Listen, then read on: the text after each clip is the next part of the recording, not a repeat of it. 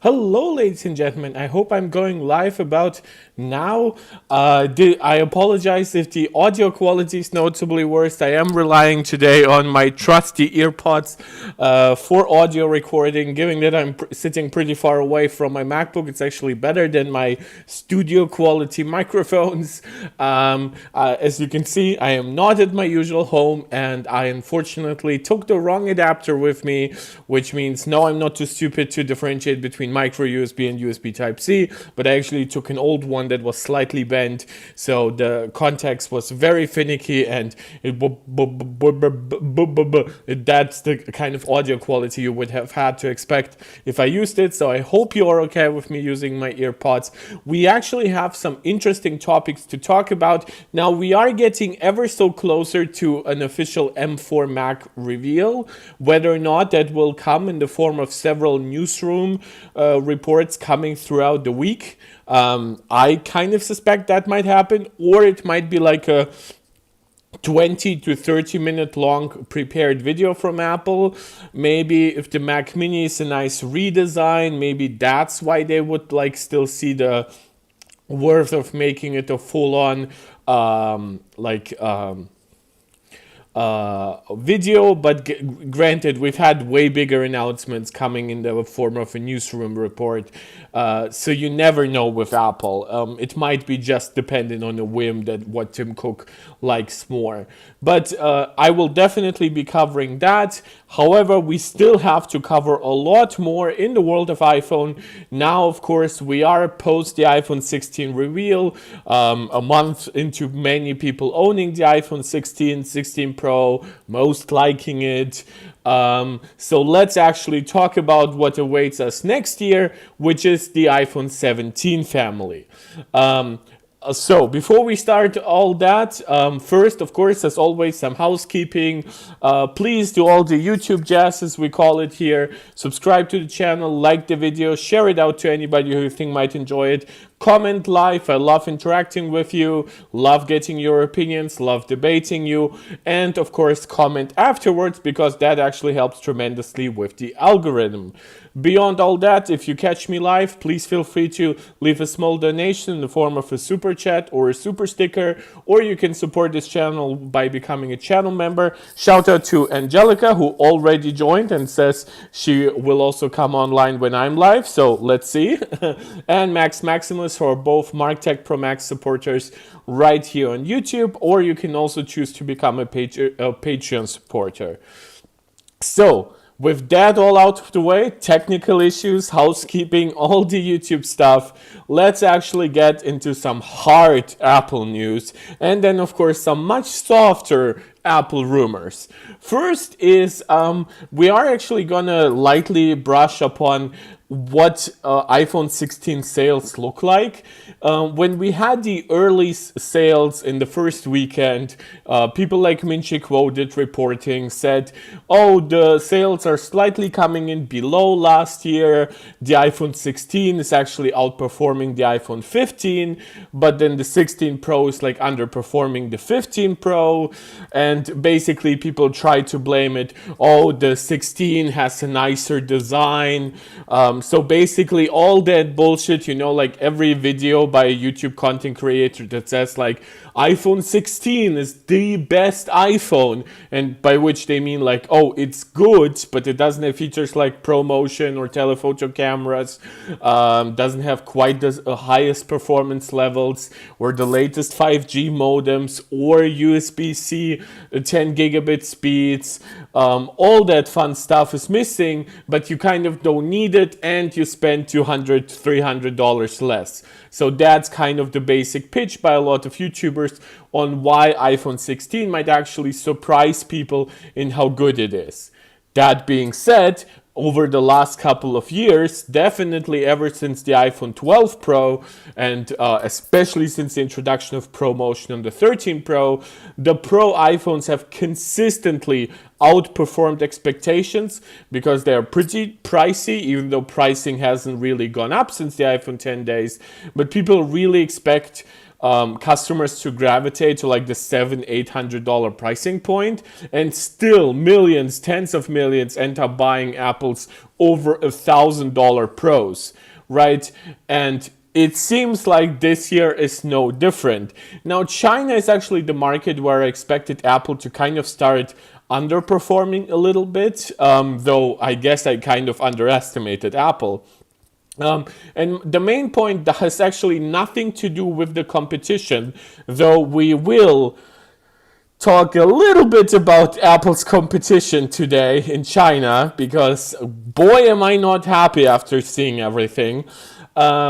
But I actually thought, given with all the reporting we had over this year and even parts of last year, that the Chinese Communist Party was actually talking to kind of like government-owned businesses, or at least businesses that the government has a hand in, and was telling them, look, we kind of encourage you to get domestic brands. There were some rumors that they might actually forbid people with any kind of government like task or connection to own iPhones, or basically Western-based tech.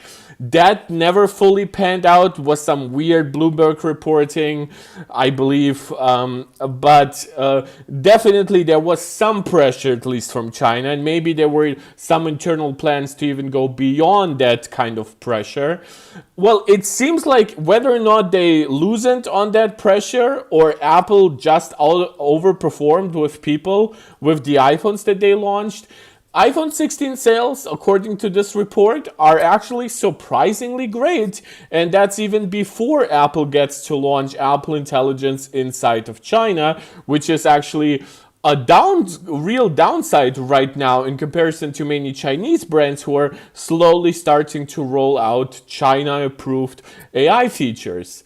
Of course, the CCP wants to have like a say in what kind of answers an AI can actually provide you. So that's kind of a big mess for one. But also, of course, just Apple is an America-based company. They tend to provide their services first and or best in English, and in America especially. We all know, for example, infamously, just how long it is still taking for Apple Card to come anywhere else outside of the United States. So people were saying, with all of those features combined and all that price pressure from Chinese brands like Oppo and Vivo, can Apple actually maintain their market share? Well, we know that worldwide, Apple's market share in the last quarter, that was before the launch of the iPhone 16, or at least with only a sliver of iPhone 16 sales, actually increased. But what about China specifically?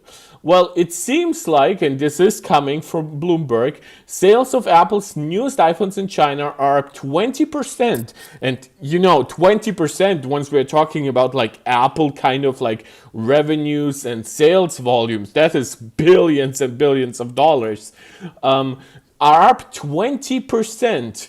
So in 3 weeks, I kind of assume they just matched the time frame after the launch over the 15 lineup. A positive sign for a device that struggled this year to gain traction in the world's largest smartphone market. That is true. While Apple hasn't dropped, obviously, as I said, they even increased their market share. Whatever regional like capabilities they had, China seemed to be one of the weaker markets for them, or at least one where they had to get more aggressive about discounts, even bundle sales with like their network providers over there. So it really seems like for now Apple is either overperforming just the 15 Pro, or maybe like their relationship to China somehow stabilized. Who knows? The iPhone 16 debuted in September and has outperformed its predecessor so far, according to Counterpoint Research. That's a reliable source, so that's why I'm confident in bringing that up. Data provided to Bloomberg News. Consumers continue to shift to pricier models. That's the trend that I described, right? Pro models overperforming the non-Pro models, even in the generation like the iPhone 12 series, where actually the differences between Pro iPhones and non-Pro iPhones were basically the lowest we ever got. And sales of the top-end Pro and Pro Max models gained 44% compared with last year's equivalents. So if we take actually that initial reporting from people like Min-Chi Kuo, who said that actually it's the base model or even the Plus that really are outperforming last generation, but then the Pros, who have been historically like very reliable sellers and been increasing, that's where the 16 series is underperforming. This goes entirely against that, and China is not a small market. If that is the reality in China, believe me, this is very much representative of the rest of the world. If the Pro and Pro Max are outperforming the rest, like the previous gen, by 44% in China, it's definitely not down worldwide. At worst, it might be kind of stagnant. So those numbers, maybe they were still correct for the very first weekend. Maybe people were waiting for reviews. Maybe over the first month, carriers started offering more sales discounts. Even sites like Amazon here in Germany, I've seen starting to offer like small $50, $70 discounts. Especially once you go up to like the 1900 euro 1 terabyte 16 Pro Max. This is where you can kind of save $100 or so. So while the value change isn't huge, don't forget, customers are really easy to manipulate with even small discounts, 3, 4, 5%, and people will be like, oh, you know what, now it's kind of worth it to me, now I don't feel cheated. I have said repeatedly over the last couple of years that Apple has tended to overprice, quote unquote, their devices by 10-15%. And at launch, but that's because they know that that gives them a lot of marketing power down the road to announce small discounts through partners. Like in the case of the iPad 10th generation, for example, they even made an official huge price drop. Recently in Europe, they even just took out the charger out of the box for that iPad and then reduced pricing by 30 euros. All that small stuff just accumulates and keeps building momentum. Prior reporting has indicated that iPhone 16 is off to a generally strong start. So all prior reporting that even I have like regurgitated here, where that was like slow or at least worse than the 15 Pro, right? I myself have predicted that the 16 generation might actually underperform the 15 generation, but still overperform the 14 generation. And there isn't too big of a gap between those. So my prediction wasn't crazy. I was basically saying it would be perfectly in line with the sales of the last 2 years. But it seems like there is a chance, especially if Apple Intelligence comes out, is well received, then is slowly rolled out outside of the US, then it's slowly rolled out outside of English-speaking regions, there might actually be a bigger boom here than I expected. And again, Apple might just play more aggressively with pricing than we think. For example, the iPhone XR and XS series actually started underperforming the iPhone 8 Plus 10 generation, where the iPhone 10, of course, was this monumental redesign. But what's then hilarious is that just with small price reductions, Apple made up almost all of the difference, but actually got to increase average sales price even. So I am not worried for Apple is what I'm trying to tell you. When Apple Intelligence launches later this month, it will be only available in US English. I don't care. Like, I have completely given up on the idea that, and I never believed it, but I know a lot of journalists talked about it, that Apple Intelligence would be the boom, like the super cycle. For one, I believe Apple Intelligence will be a slow burn, right? So whenever we are actually getting into where Apple Intelligence gets really good, then we are close to the iPhone 17 series anyway. So at that point, people might just wait for like the 17 Pro. And if, for example, a rumor that we're getting today about the 17 Pro's capabilities turns out to be correct, then people will actually have a good reason to wait for the 17 Pro. And we, of course, know that, for example, the iPhone 17 is getting promotion, something that was notoriously missing from the base iPhone 16 and 15 and 14. So I do not believe that anything will trigger a super cycle, nor do I actually believe that anything will drop Apple sales. Like if Apple Intelligence was from now on delayed an entire year, I don't actually think it would cost more than like a 5% drop in expected sales. Like, because it would just be like, oh, okay, it's still a good iPhone. I'm still getting Apple Intelligence as a software update this year, so why not? And Relay joining the chat. Hello, brother. I know most of you are all usually joining a little bit later, but I actually have some time today, so we might make this a longer stream. So yeah, I'm very glad to see anyone here who can make it. I know I've taken a few days off, but it was good. My voice was feeling slightly hoarse. Yeah, so iPhone 16 sales on a good trajectory. Let's see if Apple Intelligence can boost it a little bit, even above what we expect. My expectation, it won't be too crazy, but my expectation is also that apparently the lack of Apple Intelligence won't be hurting Apple in regions where Apple Intelligence is not going to be available anytime soon. Now, this is, of course, the iPhone 16 series, but the iPhone 16 series is kind of old history, right? It's 1 month old at this point. Throw it in the trash for all I care, right? Let's talk about iPhone 17, and let's talk about actually the entire family. Now, you guys might know that I'm not the biggest fan of Jeff Poo. Like, Jeff Poo tends to come out with his reports relatively late, leading me to believe that he is mostly regurgitating reports that we get from real insiders like Mark Gurman. But he has had some decent summaries over the years, and he does commit a little bit more to certain specs.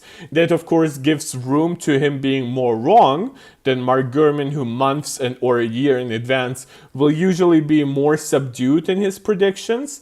But Jeff Poo has come out and has given his predictions on the specifications and the features of the iPhone 17 Pro models. Again, it's not like he gave us a full-on spec sheet, outlined the exact size of every camera sensor, gave us the exact battery capacity and stuff like that, given us the milligram weight of like the cooling solution. But he has come out, he has confirmed some of the rumors we have talked about in the past.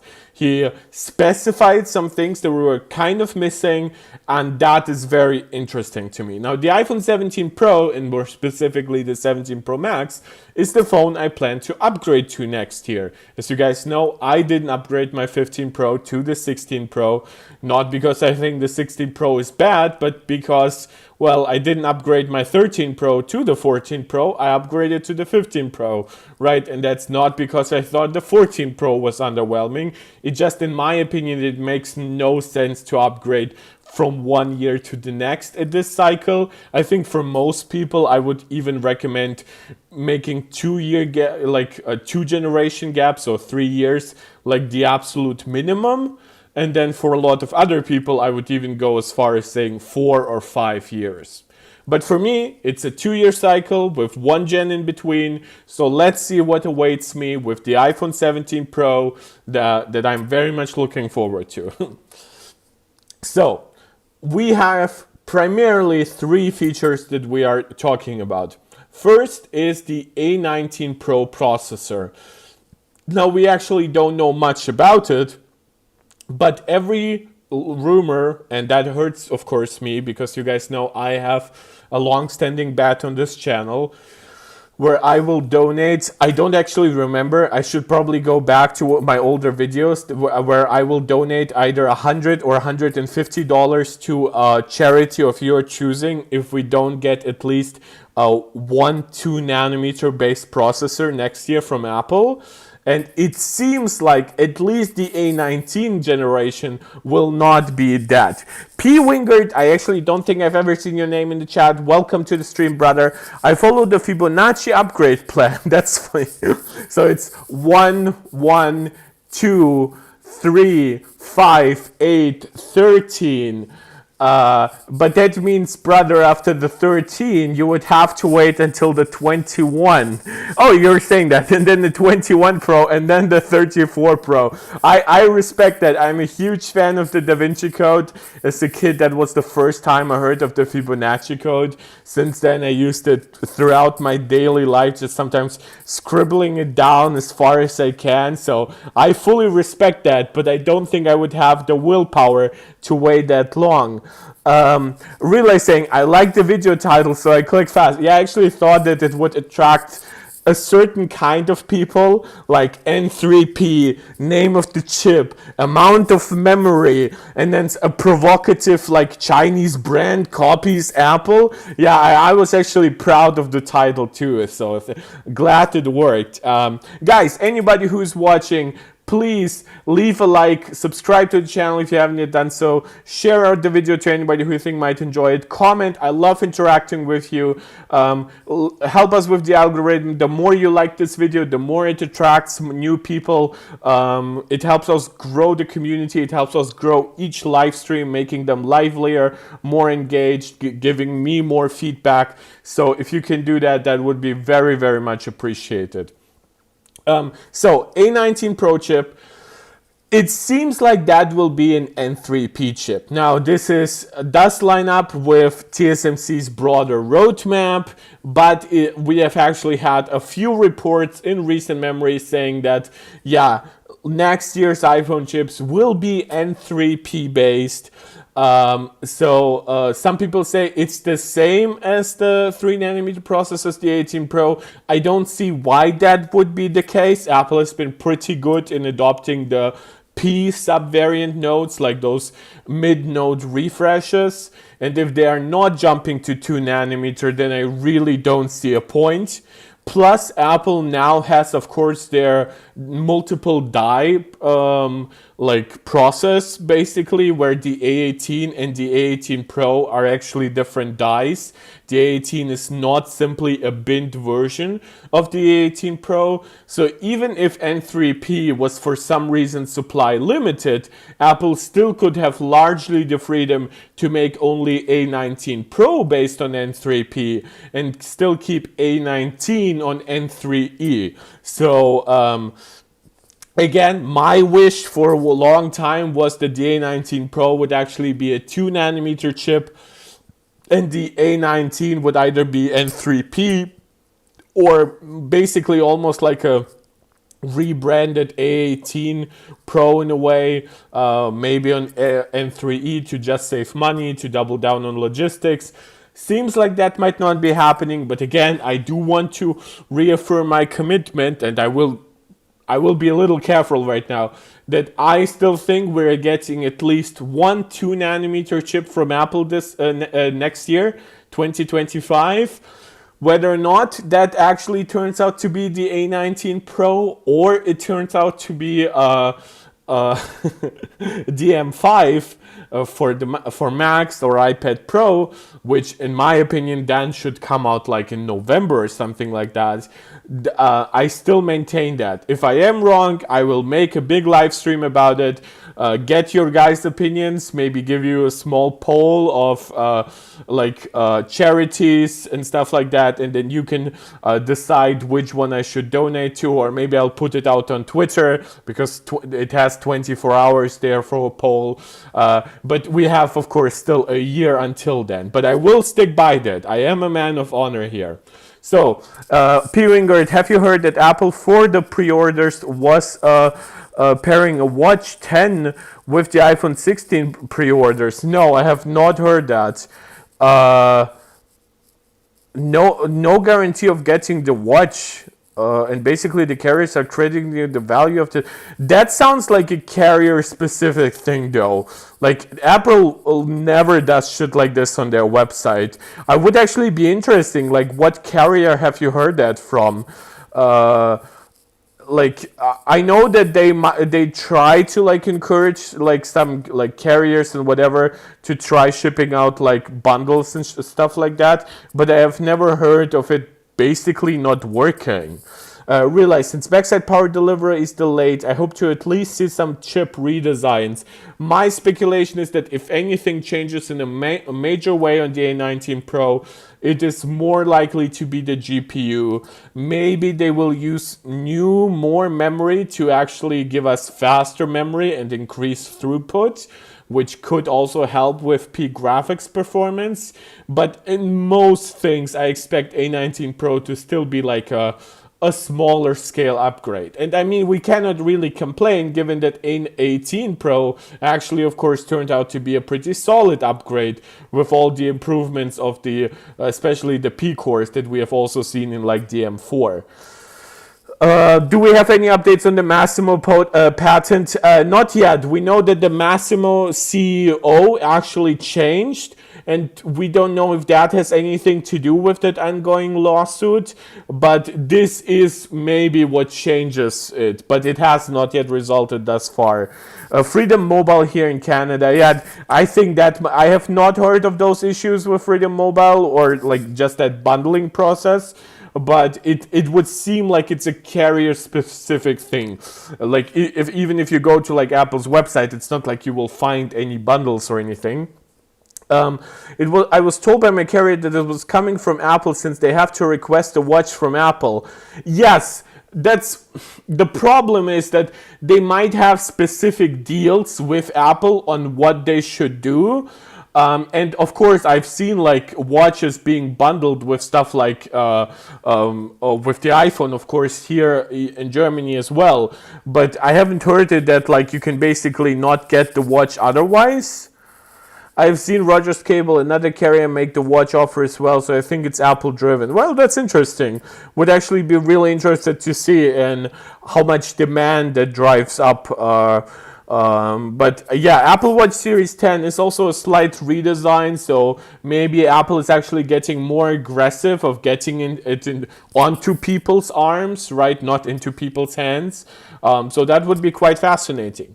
Next spec though, and that is something that I already alluded to, this is actually going also off of something that we've already heard from people like Mark Gurman, and that is that the 17 Pro models, now it's important that Jeff Poo says Pro models, he does not say it's only going to be the Pro Max, will be equipped with 12 gigs of RAM, which is of course up from 8 gigabytes in the iPhone 16 Pros and in the iPhone 16s, right? So this year we actually have parity between the base models and the Pro models.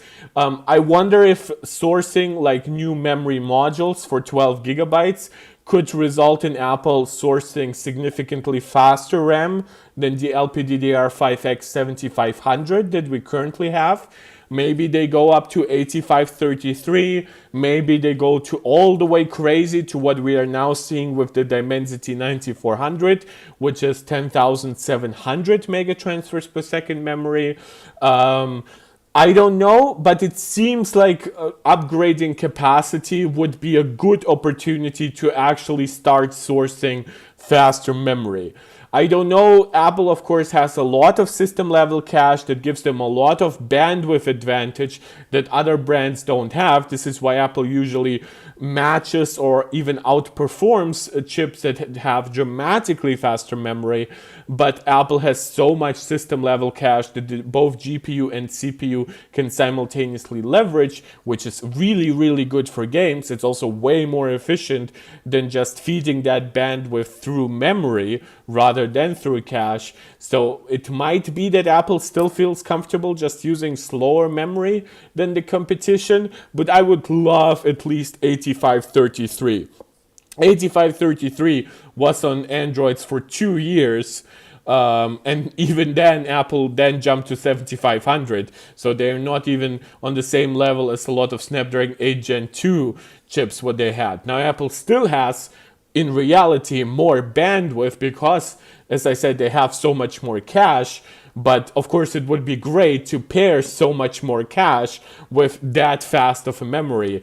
As they have said, even this year, when they launched the iPhone 16 generation, that upgrade in memory speed is also very much helpful with Apple Intelligence. Now, I don't know if it maybe scales better than just the 17% memory increase. We've seen stuff like Geekbench AI actually being 50% faster, but that of course can depend on a multitude of reasons, including just like architectural changes to the Apple Neural Engine. But I would still love to see as much memory and as high of a memory bandwidth as possible, not even because we really need it. Like, I'm still very, very satisfied with the capabilities of my iPhone 15 Pro Max with 8 gigs of RAM. But if I am gonna upgrade, I would just love to see faster memory and more memory. Now, faster memory for me is basically guaranteed because I'm coming from a phone with 6400 megatransfers RAM. And of course, at the very least, Apple would reuse the 7500 specification on the 17 Pro models that they already have in the 16 series. But I would also love even faster memory and of course the capacity increase to 12 gigabytes, which by Mark Gurman was rumored that it might only come to the Pro Max variant. Seems, at least according to this Jeff Poole report, it will be coming to both 17 Pro and the Pro Max, which in my opinion, I love it. I think the less Apple differentiates the regular Pro and Pro Max, the regular model and the Plus model, it makes it so much more convenient to buy. You basically base your purchase on size difference of the display, maybe one camera change or something like that. Maybe you're using such a big sensor or such a new elaborate zoom system like what we saw with the 15 Pro Max's 5x telephoto versus the 15 Pro's 3x telephoto, that might justify a difference. But when it comes to a difference like memory capacity, it's not like 12 gigs of RAM actually takes up physically more space than 8 gigs of RAM.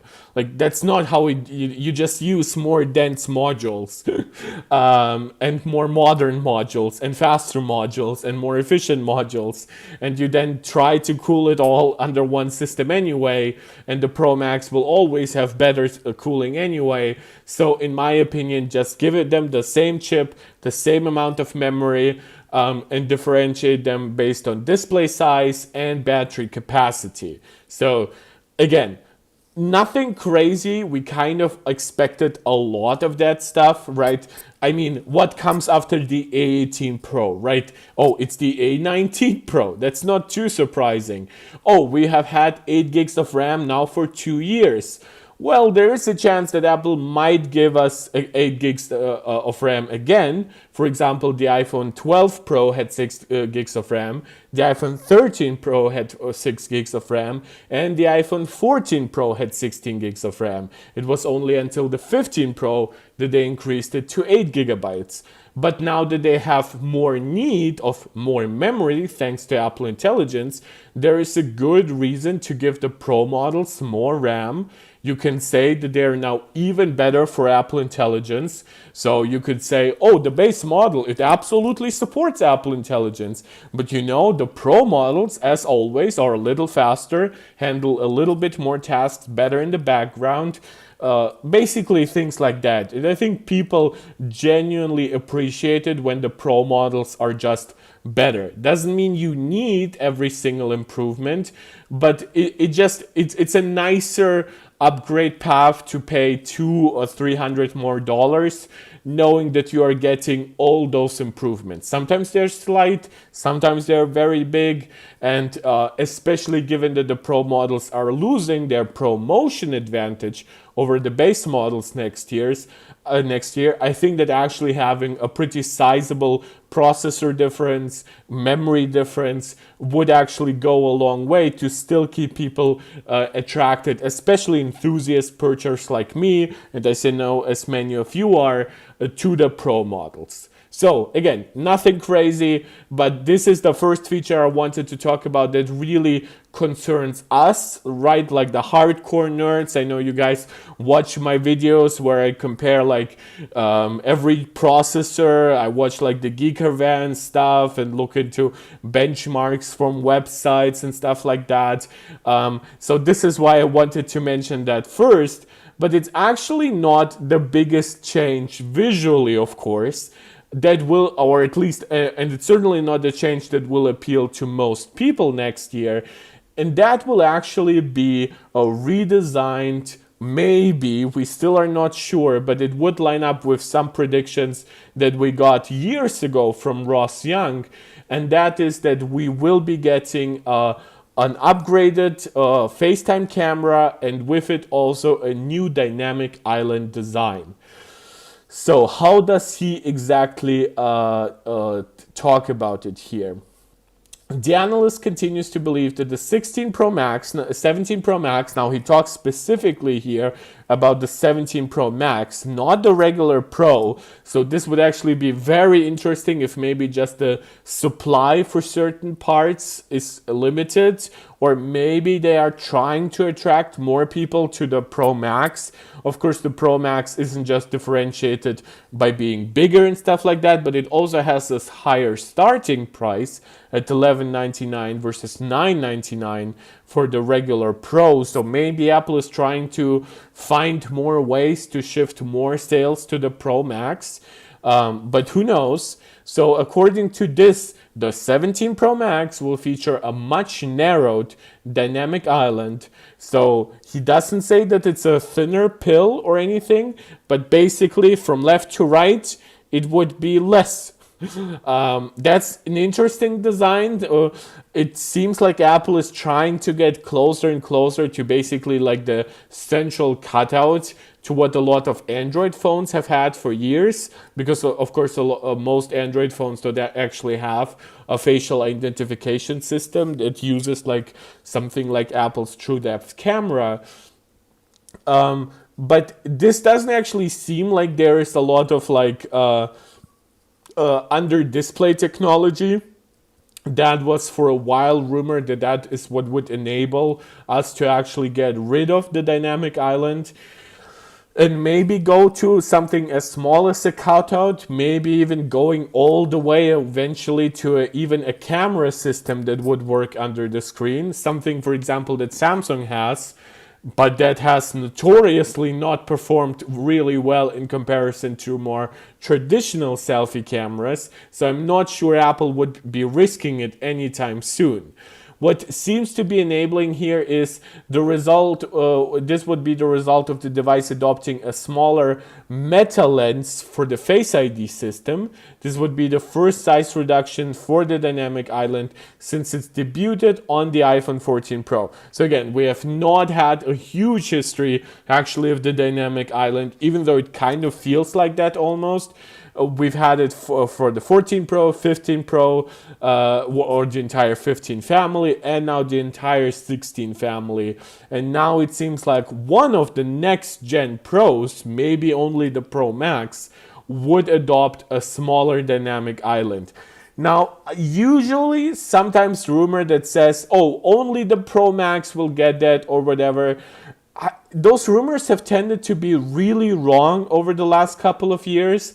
I think it goes back to how the 12 Pro Max had like really nice camera upgrades over the 12 Pro. I believe it had a larger main sensor and it had a 2.5x telephoto versus a 2x telephoto. Sorry, my cat is going a little apeshit. She's whenever she hears my voice uninterrupted for so long, she just gets a little nervous. Who's my nervous little girl? I cannot take you on my lap because I'll get allergic from you and you will destroy my cable again. So I'll just cuddle you here. I'm sorry. That way I'm getting distracted. So again, we don't, I put, of course, a small mock-up of just a smaller Face ID in my thumbnail. It's nothing crazy to imagine.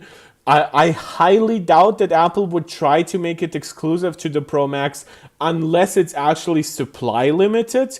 I don't see why they would try.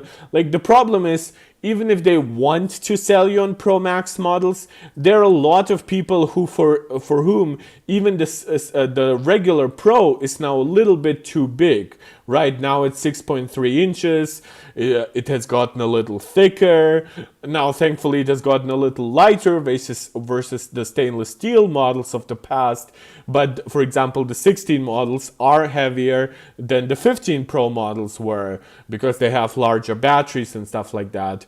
So if you imagine if Apple wants to keep improving cooling, maybe adding like vapor chamber heat sinks, for example, keep giving us more elaborate, larger cameras with larger sensors, bigger zoom ranges on the telephoto, more elaborate like periscope arrangements for that telephoto.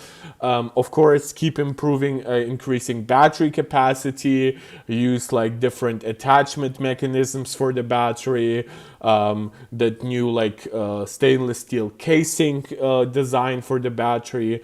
To me, it just, I don't know, like like downgrading in a way the 17 Pro versus the Pro Max with this like small change, especially since the regular, like the smaller Pro would actually benefit more from a smaller dynamic island than the larger Pro Max, because obviously it has a smaller screen, which makes the dynamic island look bigger in comparison. Again, not huge differences, but purely mathematically, like, I don't know. But again, we have heard from Bloomberg that 12 gigs might be exclusive to the Pro Max. Now Jeff Poo is saying that it seems to be coming to both Pro models. Now Jeff Poo is saying that maybe the Pro Max is the only one getting the narrowed dynamic island, and he does say much narrowed, so don't know how much that is supposed to be.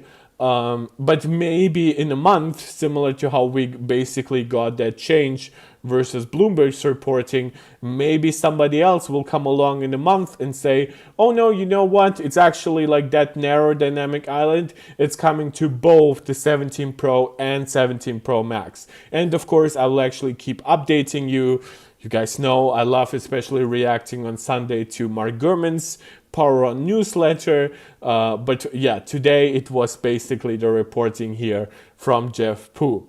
Now, again, we are not actually done here. There are two noticeable camera changes happening here, and that is that the telephoto camera would be upgraded to a 48 megapixel sensor. Now, we don't know if the optics are changing in any way, if it gets a wider aperture, if it gets features like variable zoom, which is what I want the most. I would love a zoom range of between like 3x and 7x.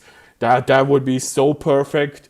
Of course, with 48 megapixels, I assume Apple would start advertising a 10x zoom range, which would basically zoom in onto 1/4 of the sensor onto 12 megapixels, and then give you 2x kind of digital zoom, but it would still be higher quality, of course, than trying to zoom into a 12 megapixel sensor.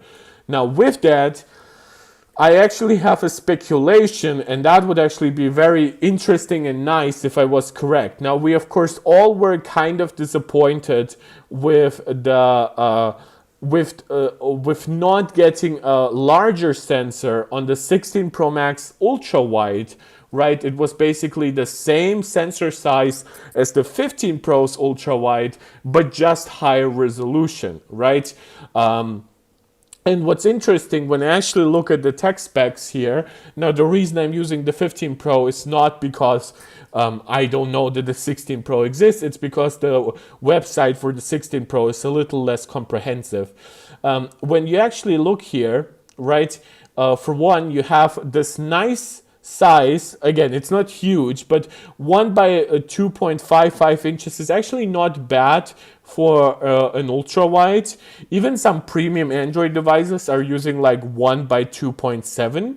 I think this is why Apple felt comfortable in actually using basically that exact same size for the 16 Pro ultra wide, but giving you higher resolution, doing then of course quad pixel binning.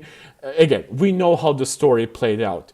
But when you compare it to, of course, our periscope telephoto camera, this is a 1 by 3.06 inches. And of course, you know, the larger this second number, because it's basically divided by 1, it means that it makes the sensor smaller. In fact, if you were trying to adjust for the pixel size, here we have 1 by 1.2 micron pixels and the 12 megapixel sensors, and here we have 1.4 micron pixels on the 12 megapixel sensor. Apple actually still gives us the exact same pixel size on the newer ultra wide, even though each individual pixel is actually smaller. But since Apple usually combines 4 pixels into one, they still advertise the same 1.4 micrometers. And my speculation is that Apple could give us the 48 megapixel camera from the ultra wide and make it basically a nice size improvement over this sensor. It still wouldn't break the bank, and it would allow Apple to actually double down on the logistics. They could keep ordering more of this specific sensor, maybe even a slightly newer variant of it. They have very good relationships with Sony and stuff like that. I know we've heard some rumors over the years that they might switch to like a Samsung sensor down the line, maybe with like the 18 generation, but that is kind of what I believe would really work well. Of course, we know that Apple's telephoto camera for 5x has a f2.8 aperture. Looking at, of course, the f1.8 aperture on the main sensor, you can kind of guess that the smaller number is usually better, especially for a very light priced system like a smartphone camera. So maybe Apple could bring that up to like, I don't think something crazy will happen because it still is like a fixed system in a way. Maybe Apple would give us a variable aperture. That would be amazing. But again, still a lot of constraints coming in terms of size, price, yields, because even if something existed and Apple would be able to source it, they might not actually get enough of something because their Pro models sell in the tens of millions for both the regular Pro and the Pro Max, while a lot of Android brands might actually get something that is in very, very low supply because they know that they will at best sell a couple of million of their more premium models. Usually most of their volume comes from like the sub $400 range for a lot of Chinese brands, even in like the sub $300 range. Yeah, but this is kind of my speculation because, of course, forget the 12 megapixel here, it would be a 48 megapixel sensor. But over this, unlike, of course, keeping the same size on the ultra wide, which this is my problem, and like Apple really should understand it, and they kind of do, given that they already gave the ultra wide, of course, a larger sensor than the telephoto. But the difference of the area that you cover with your camera, right, between the ultra wide and the telephoto is so huge. The amount of detail that you basically can capture with 1 pixel, because you have such a huge area to cover, is actually really small. With telephoto, because the area is so much smaller as you get that much closer to something, you don't need a super huge sensor to still give you good results. So here, the same size sensor would actually be really, really good, while the ultra wide might actually need more a sensor of similar to that size. But of course we know that simply for price considerations and also size, because now it would dramatically increase the amount of internal space that the ultra wide takes up, Apple is not going to do that. So my speculation is they will double down on the supply of the 48 megapixel sensor that they now have in the ultra wide. upgrade it and that upgrade the telephoto with it. They might actually do the size increase that was rumored for this year for the main camera, but we have not yet heard rumors about it. So the 16 Pro was actually rumored to get a 1 by 1.28, a 1 by 1.14 inch sensor. So that would still make it slightly smaller than some of the crazier 1 inch sensors that we get on like the Xiaomi Ultra devices or whatever. But it would still be a nice increase, and it could potentially avoid some of the edge-to-edge non-sharpness issue and focal point issues that we get on these super large 1-inch sensors. But I cannot tell you that. We have not heard official confirmation. We know that Apple basically might have changed plans and actually went for this smaller sensor than planned, but they instead basically sourced a slightly newer sensor with a faster readout speed from Sony and a sensor that is a little bit more efficient. Of course, the larger sensor, you also introduce other issues like potentially rolling shutter for video capturing.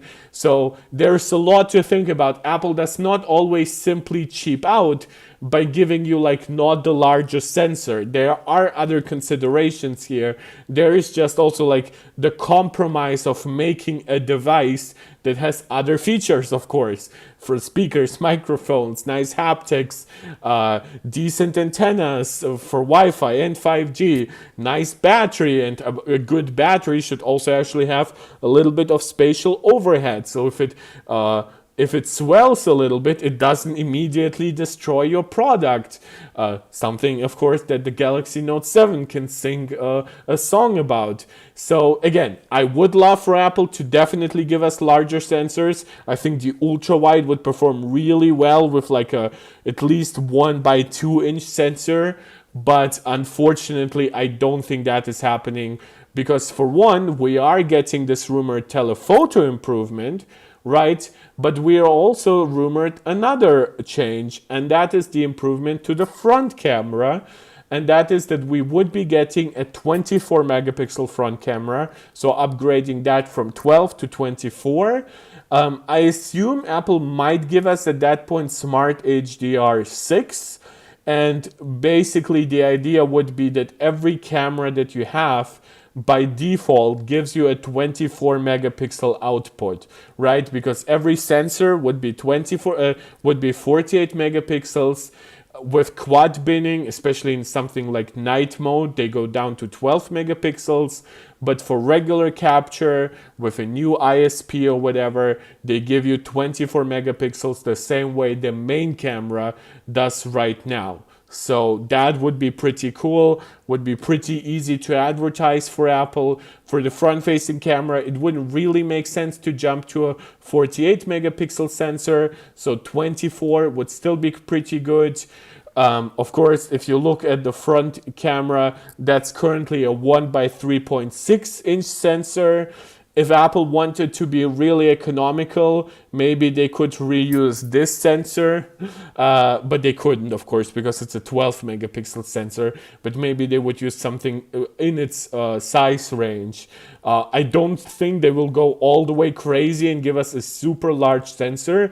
That's just not how the optics work for a front-facing camera, but definitely larger than that would be nice. Whether or not they give it some features for better stabilization and better focusing, that would be interesting too.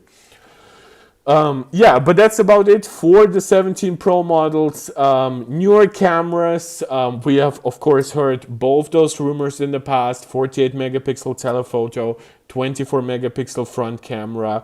No other confirmations on changes to ultra wide or main camera. Would be pretty crazy if they improved main camera as well.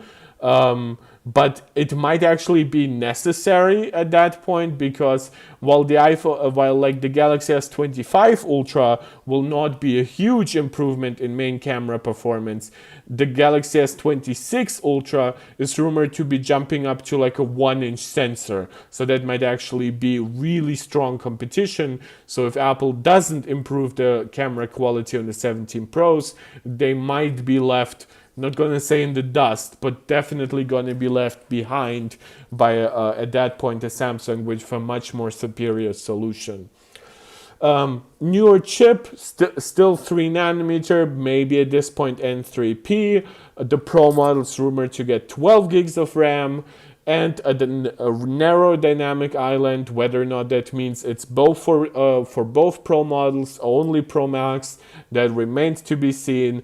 But it's kind of the most current state of iPhone 17 Pro rumors that we have. I believe a lot of it. Again, though, I also believe that the 16 Pro would be making that jump to a 1 by 1.4 inch sensor. So, of course, I cannot guarantee that this is what will happen.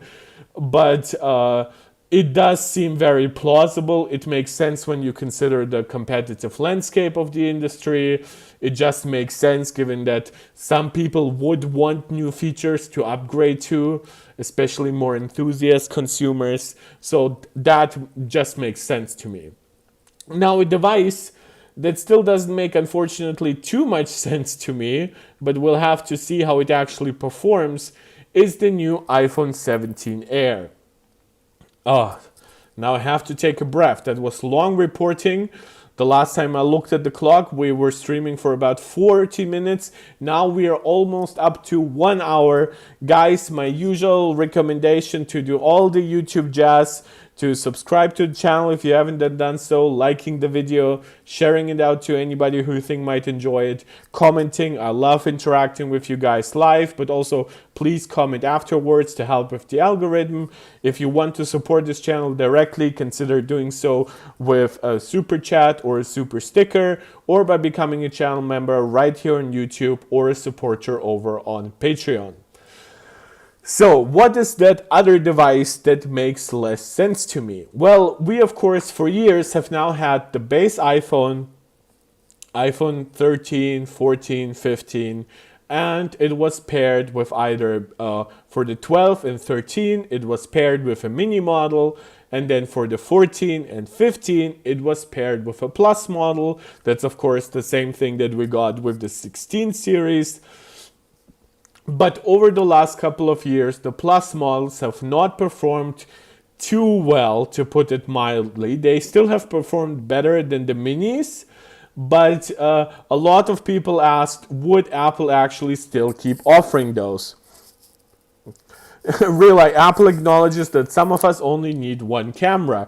And this is why this device still makes little sense to me, because while I understand and I probably agree that most of us probably only need one camera, and I think the iPhone SE 4 is going to be largely the device to prove it, I just wonder if just the marketing capability of having only one camera on a device that is arguably closer to $1,000 than it is to $700, I wonder how much that will impact its ability to sell, especially in regions like India, where people really care for like individual like spec points, like how many cameras does it have, what's the resolution of each camera, how much RAM does it have, right? And I'm not saying that that is the ideal consumer behavior. I still think experience matters more than spec points, but I wonder if that just wouldn't hurt it too much. But let's see. So, the iPhone 17 Air or Slim rumors have of course started a few months ago. At that point, many of us speculated that we might actually be talking about like a flip style device, and maybe just for some reason that part of the equation was missing from the reporting. But everything since then has suggested that it would just basically be a very slim Plus model, and with that slimness and probably reduction in weight, it would try to attract an audience similar to what the MacBook Air has done over the years. The audience that is most interested in portability and cool new designs, basically some freshness in there. So let's see what Jeff Poo, that's part of One Report, had to say about it. Now, we of course have heard that it would have a 6.6-inch display. Seems like that is largely being corroborated here. It would have an A19 chip, so it would be below the Pro models. There would still be a regular iPhone 17, also with an A19 chip, with a 6.1-inch screen, but they would at least have the same chip. What is interesting, we are getting a 6.6-inch display, which is technically a downgrade over the 6.7-inch display in the Plus models that we've had now for the last 2 years.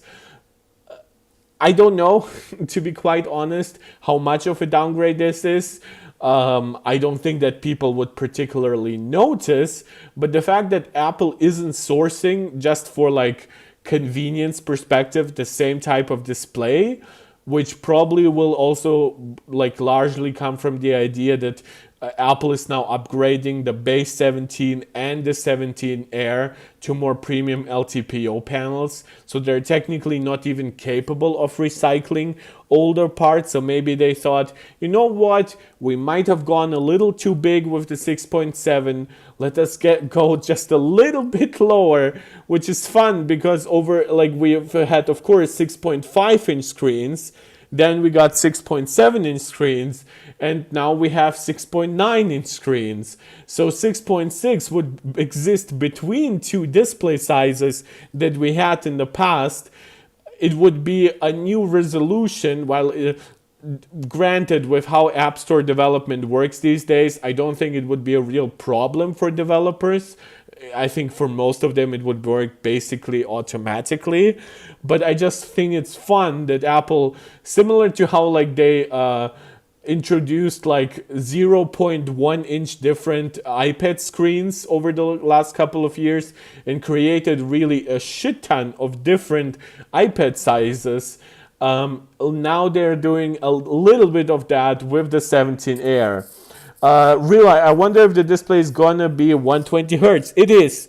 This is coming from Ross Young, who I think has been like notoriously like the best reporter on Apple rumors over the last couple of years, and that is because he does specify in displays, and with that, of course, like his expertise gives him like an advantage that others don't have, who just cover a little bit of everything, right? He analyzes the supply chains. He has like some internal sources, but really display focused sources, and they have given him like a rough roadmap.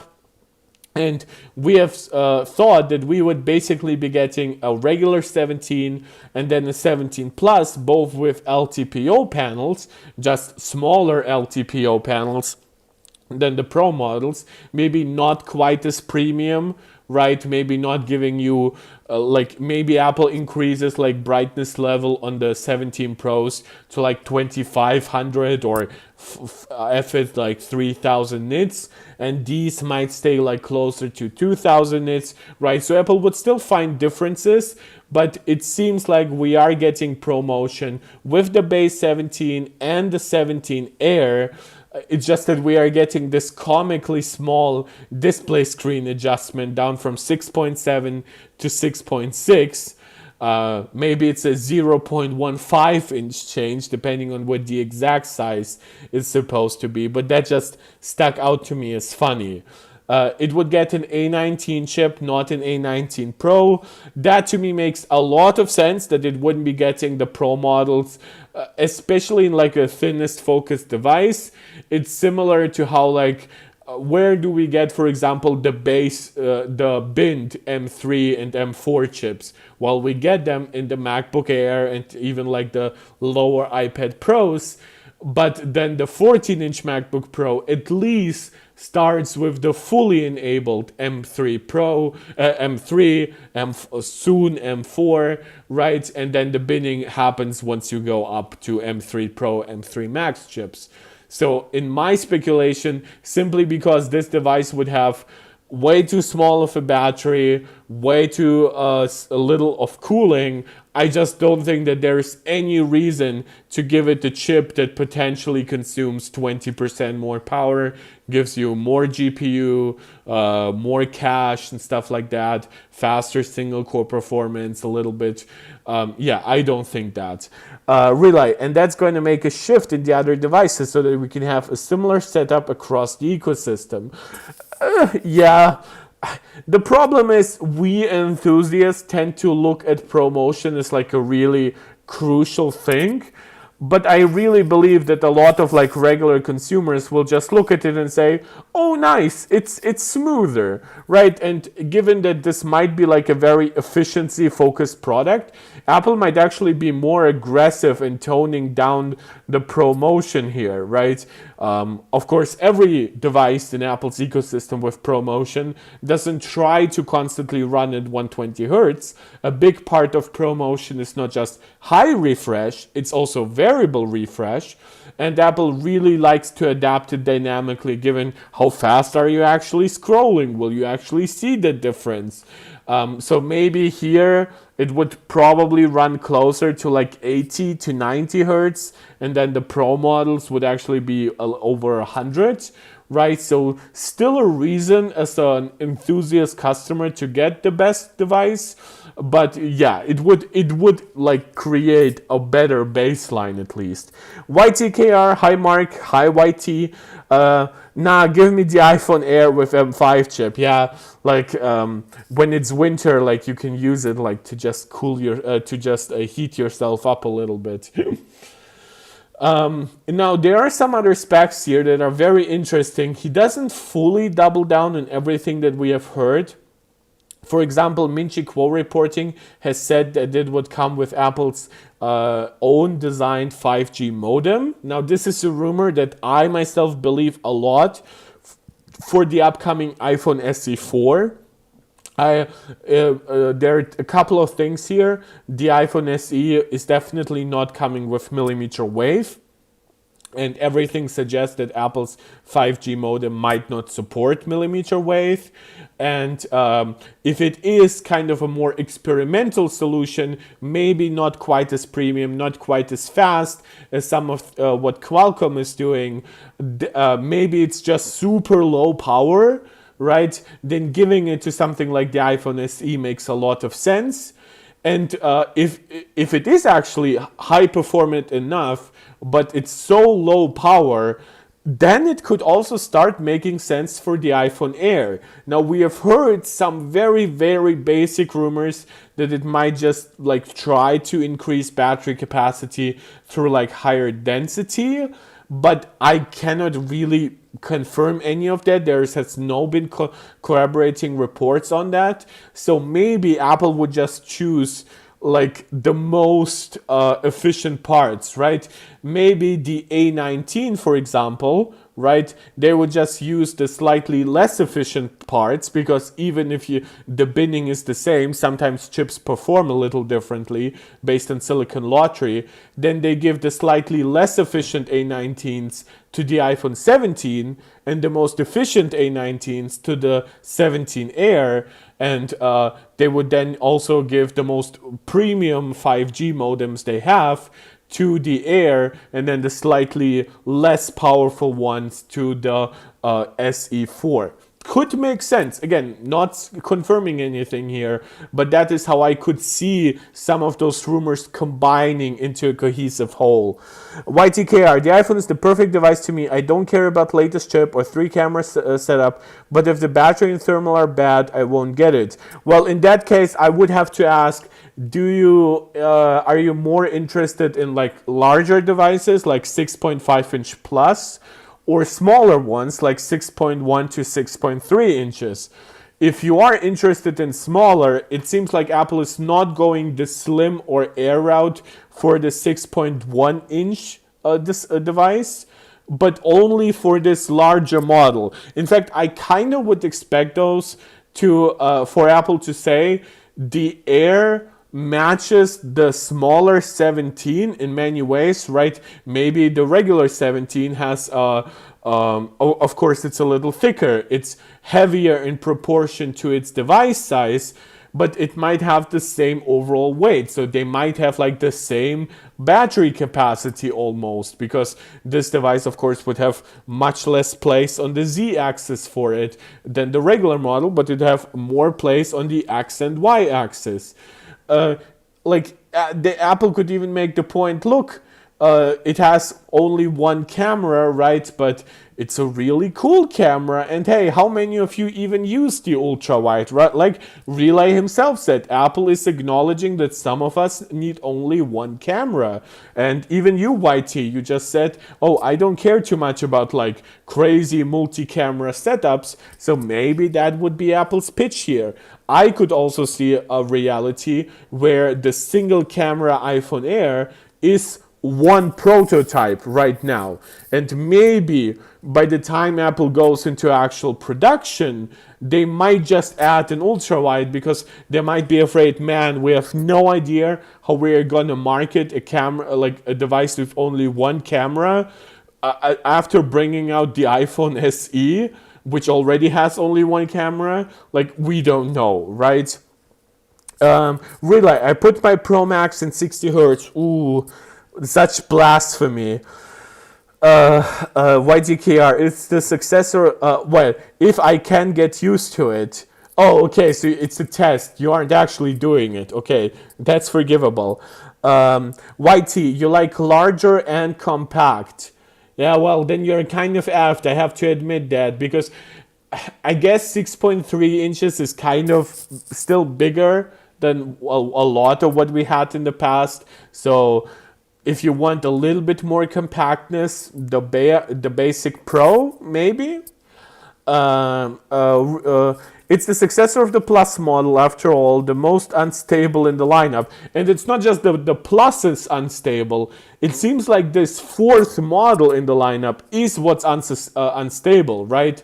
It's the base model that has always sold well, right? Because a lot of people just like its $800 starting point. They like that it's 6.1 inch screen. It works even for kids to a degree. It works definitely for adults. It works for women with small, or even just general people with smaller hands, right? So then paying extra for the Plus doesn't make too much sense. And also, it never made that much sense to pay $100 less to get a Mini, to get dramatically worse battery life, lower sustained performance, and a device that is arguably way too small for most people. I am still curious why Apple thought of making 5.4 inch minis instead of just making it 5.8 inches.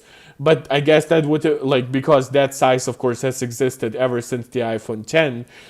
And just trimming down the bezels around it as much as possible, which of course right now is like super duper thin. But I wonder if they just were always afraid of cannibalizing sales by keeping these devices so close in capability. Relay, the Pro ecosystem is too expensive for me, adds $1,500 just for promotion. Wait, in what currency are you talking about? Because it can cost $1,500, but it definitely doesn't add $1,500 over the rest. Unless you're using, like, what would it be, like Australian dollars, I guess, are like, what, half of US dollars? So if you add $700 for like a decent Pro configuration, maybe that's what you mean? Or maybe you're just rounding up a little bit aggressively? Let me know. So what does he actually commit here? So 6.6 inch display, as we heard in the past, A19 chip, single camera, aluminum frame. Again, aluminum frame does not actually mean we're switching to like an iPad style unibody enclosure. It just means, of course, that the side rails would keep the aluminum. Bella, not eating my AirPods Pro, please. She doesn't actually eat my AirPods. She always eats just this part. What was it called? Like, it had a name on Apple's website. I always forget it. Basically, this loop. Whitey, as I said, if there's no thermal issues or battery sacrifice or band gate, I will get it even for $1,300. Really? What currency? $1,300 Canadian would would be okay. $1,300 Australian would be nice. If you really mean like $1,300 US, that is an insane price to pay, given that you can get like just wait a month and you can get the latest Pro Max for $1,300 with 512 gigabytes, because it would cost $1,400. Then it gets $100 discount. That's how my math worked right now in my head, at least.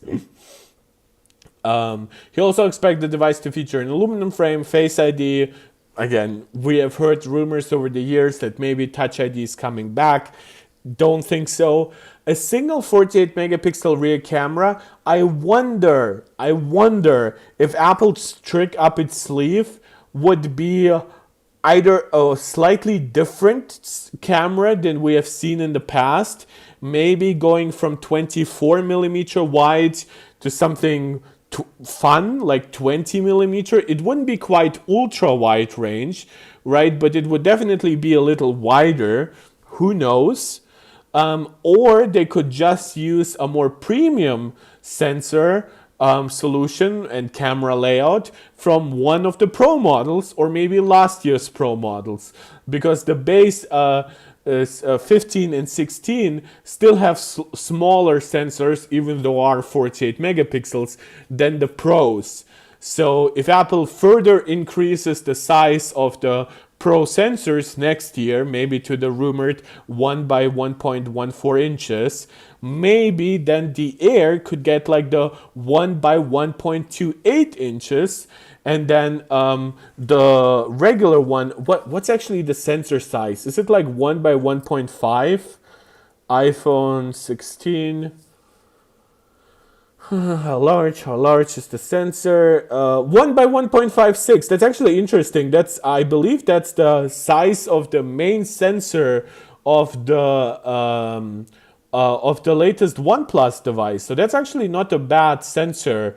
And it has actually a slightly wider aperture to work with. So it isn't actually that inferior in light aggregation to the Pro models as some might think. Let me see. I checked again. It's $1,400 for me between iPhone, iPad Air, Mac Air, and Pro variants. What? I'm confused. What do you mean between? YTKR is $1,300. I mean, I upgrade every 4 to 5 years. Guys, I asked you 5 times what currency you mean, and you keep giving me dollars. I know what the dollar sign looks like. I'm asking you, do you mean US dollars, Canadian dollars, Australian dollars, any other kind of dollars? I believe there's like a New Zealand dollar, right? Yeah, but I understand what you're saying. The Pro models can be too expensive, and if you want a very specific solution, like what YT is asking for, right?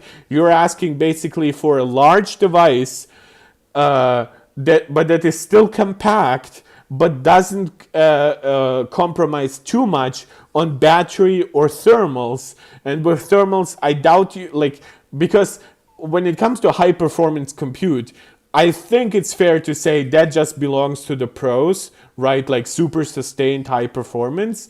But thermals are other things too, right? Because thermals are just like how hot does the modem get when you connect to 5G and stuff like that. Yeah. So I fully understand your guys' points. Now I'm seeing US dollars who uses the monopoly Canadian dollars. The reason why I asked is because P. Wingard, actually at the beginning of the chat, I believe was Canadian, right? He brought up Teller and Rogers. What is it called? Freedom Mobile here in Canada, and then he has also seen deals from Rogers, right? So this is why I ask. I don't just have viewers from the United States. I don't have just viewers from the Imperial Core. Just kidding. I'm a Westerner, you guys. I love living in the West. Jesus, I lost myself here for a bit, complaining about currencies. 3561. Yeah, I wonder, like, for the Air, right? If it was 6.6 inches, what's the capacity of the 16 Plus? Like, it's what? It's basically 1,000 extra here. Maybe we've had a rumor actually in the past that Apple would reduce capacity from the 15 Plus to the next Plus down from 4,400 to around 4,000. Maybe Apple would just see like, oh, the regular 16 gives you like, the regular 17 still gives you like the 3,600, but then the 17 Air gives you 4,000. Now that would be a noticeable like increase, 15% or so from the 4674, but maybe it would still be good enough. Who knows? And YT, you also calculate in US dollar. I respect that. I'm in Germany, and even I, like, you can look in every thumbnail and every title, I always use US dollar pricing because it just doesn't make sense to use euro. For one, I don't even have a very large viewership from Europe. My largest viewership is actually from India, which is English speaking, but I have very little understanding of the currency fluctuation there, right? So even if I were to bring up the currency and then try to convert it for my own understanding to euro and dollar, I would then have to also think about the average income in those regions. I would have to consider which regions include like the add value tax. For example, the US dollar pricing by default does not include that. The European pricing that I would bring up does include a 19% VAT. And so getting that just to adjust for actually my main viewership, which is India, Bangladesh, and Pakistan, and then try also to do the same while still talking fundamentally about, well, an American product, I guess that would just drive me insane. So this is why I use US dollar. Whenever I talk about my own personal purchases, I will bring up the European reality, basically. Yeah, but and then for some of you, if you come along and you tell me, look, I'm from India, I have these and that prices in my regions, my carrier offers me that or that deal, I think that that just might make sense, like to then talk about it, right? YTKR, I agree, it might be 4,000 mAh on the Air. Yeah, like if that rumor was in any way realistic, it might have been maybe like an early prototype of the Air. And in that regard, basically when you think between the scaling of a 6.1 inch display and the 6.7 inch display, you would use the same processors, potentially a more efficient modem. So if they really give you just a 10% larger battery, they might end up with the exact same battery life between the 17 and the 17 Air. Well, if you actually compare it to what the situation is right now, the 16 Plus actually gives you phenomenal battery life. Where is it? What's it gives you here 18 almost 19 hours, right? So that's even that's 1.5 hours even longer than the 16 Pro Max, and that's over 3 hours more than the regular 16. So maybe Apple might be interested in reducing that discrepancy by using more efficient components. They could give you like 15% less capacity and maybe reduce that number by a smaller amount, by maybe like 7%, 8%, and give you like 17.5 hours or something like that of battery life. And that would bring those devices closer together. Because right now, for the fact that Apple isn't really selling too many more 16 pluses over the regular 16, they're definitely investing a lot into it, right? Not saying that 1,000 milliampere hours is breaking Apple's bank for a product that costs $100 more, but they might just be interested in saying, you know what? We have like more dense battery technologies. We now have all those more elaborate like battery replacement stuff. Maybe we just really trim down on capacity a little bit, try out how people react to it, and now the pros would have undeniably the best battery life, especially the Pro Max, because Apple actually has said in their own recording that the Pro Max would have the best battery life of every iPhone. But when you actually look into something like the 16 Plus, in some tests, not in every test, it does at least match it, sometimes overperform it.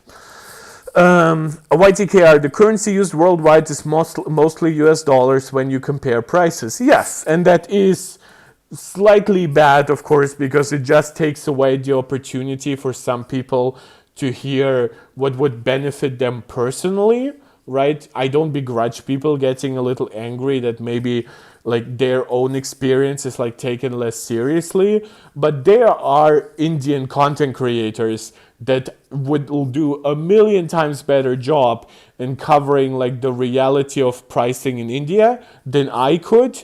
So even if most of my viewership comes from that region, I just don't see a point in trying to change my way, the way I cover things.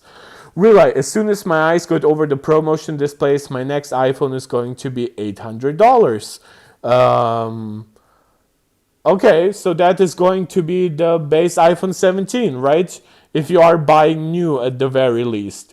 Or maybe at that price you should look for maybe like a discounted 16 Pro at that point. Or like even you could get like I assume a 15 Pro at far below that next year, maybe at even around $650, $700. Yeah, so but at that point you wouldn't have to like ignore ProMotion, right? You would get ProMotion.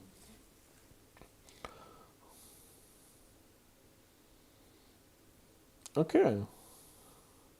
Yeah, I guess there's no like other groundbreaking insight to get from the GSM Arena thing about the iPhone 16s. But GSM Arena is still, despite them being a very Android-focused outlet, I highly recommend them for just like quick fact-checking on like battery capacities, sensor sizes.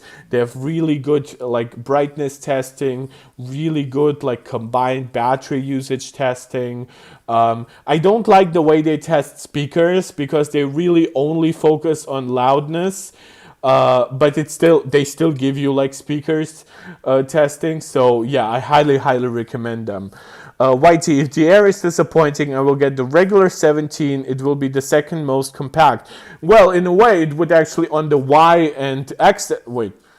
X and Y, yeah, on the X and Y axis, it would actually be dramatically more compact than the Air, unless the Air has much slimmer bezels, for example. But I don't think that makes too much sense to add pricing to the Air that way by using a more advanced like bezel technology, not basil, bezels. But yeah, it would definitely like. I assume Apple might actually like. What's the iPhone 16? The weight is 170 grams or 6 ounces, and the 16 Plus is 30 grams heavier. So if we assume a smaller battery, a slightly smaller display, maybe even slightly thinner bezels to still trim down on the form factor, then reducing one camera, I could see this maybe being like 175-ish grams, something like that. Or like, let's say 180. 180, I mean, it's basically 200 grams, so that would be a 10% reduction. Yeah, 180 to 185 is where I would see the Air then. I mean, they aren't rumored to like reduce the screen by that much, so I don't think they could really trim the device by so much. But now it would be very much like also in the weight class more similar to the basic 17. So yeah, I could see that then making sense as a choice, and considering that everything else but that one missing camera on the Air would make sense. My other speculation is we have heard originally that the Air could be like a premium model. This was when some of us speculated that we might actually be talking about like an iPhone flip in disguise. I actually don't think that's the case. I think that the Air will be very much a plus replacement. Anything else is just weird. Maybe the reduction by one camera could lead Apple to even price it lower than the current Plus. Who knows? Though I kind of assume if Apple wants to also differentiate it, maybe they would give the Air 256 gigabytes of base storage to still justify like a decent price difference to the base 17. But again, all of this now is speculation. I cannot know. Any news on the M4 Mac release? Nope. Even though, and shout out to fellow content creator here, Max Tech. Even though they said Apple October 29th Mac event leaked, 4 new Macs coming, this is based on absolutely nothing. There have been no reporting on that. And I believe that 29th would be too small of a difference to the 1st of November. Though, I mean, yeah, sometimes Apple lets you like pre-order, but then ships in like 3 days. That would mean that the Macs that you order like would be orderable right on the 29th of October. That has happened in the past. I'm not denying that, but yeah, whether or not this is true or untrue is not important. What's important is this is not based on any clear reporting. It could be just as much real as it could be false. So I will not be presenting stuff like this to you with any kind of confidence. I could see it happening. I could see it happen. I could see that in 3 days, on the upcoming Tuesday, Apple might introduce M4 Macs the same way they just introduced the iPad mini 7. But who knows? Guys, we've been streaming for about 1.5 hours. I wanted to give you the usual shout out for the YouTube jazz, as we call it around here. Subscribe to the channel, like the video, share the video to anybody who you think might enjoy it. Comment live. You see, I love interacting with you guys in the live chat. Also, please comment afterwards because that helps a lot with the algorithm. And if you want to support this channel directly, you can become a channel member right here on YouTube. Shout out to Max Maximus and Angelica, who are MarkTech Pro Max supporters here on YouTube. Or you can become a supporter over on Patreon. So what else did he have to say about the 17 Air? Unfortunately, not too much. So single 48 megapixel sensor. I've already said how it could be still a different 48 megapixel camera than what we get on the regular 17. Then a 24 megapixel front camera. I assume that Apple is just going to be using the same front camera across the entire 17 series. 8 gigs of RAM. It says here for Apple Intelligence, but yes, 8 gigs of RAM is the baseline. There is a reason why Apple specifically jumped to the iPhone, to the A17 Pro for the iPad mini with 8 gigs of RAM.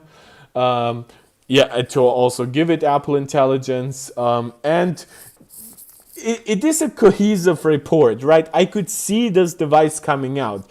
Early reporting from the likes of Mark Gurman, especially anything that suggested this could be like an $1,100 product, that just didn't connect with me.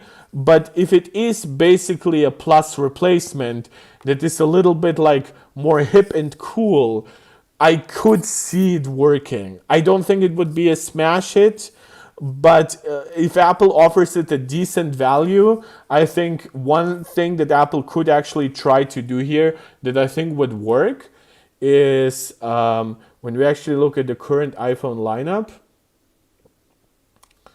and then we buy it or try to buy it.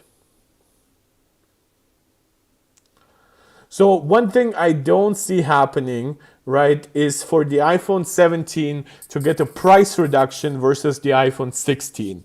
To me, the inclusion of ProMotion is just too valuable of a change for Apple to not leverage that, at least to keep pricing the same, right? Apple historically has leveraged promotion to maybe increase pricing, on iPad, but on the iPhone, for example, the iPhone 13 Pros, when they got promotion, they didn't actually increase in price. Now, what's interesting here, of course, while it would make sense to maybe increase pricing here to $900, now we are getting though into a territory that has less to do with value and more with customer psychology, because customers react to pricing that is closer to $1,000 just in a very different way than they react to pricing that might be closer to $600 or $700. That's just the reality. And in my opinion, similar to how they didn't even double the base storage on the 16 Pro, even though we kind of expected it, I think Apple just really liked keeping that $1,000 starting price. I think Apple will keep the $799 starting price here. What I could see happening is that the Air might be placed somewhere around the pricing of the Plus, which is $900, but the specific details could actually turn out surprising. And what I mean by that they could actually maybe make it start with 256 gigabytes of storage, right? And increase pricing by $50.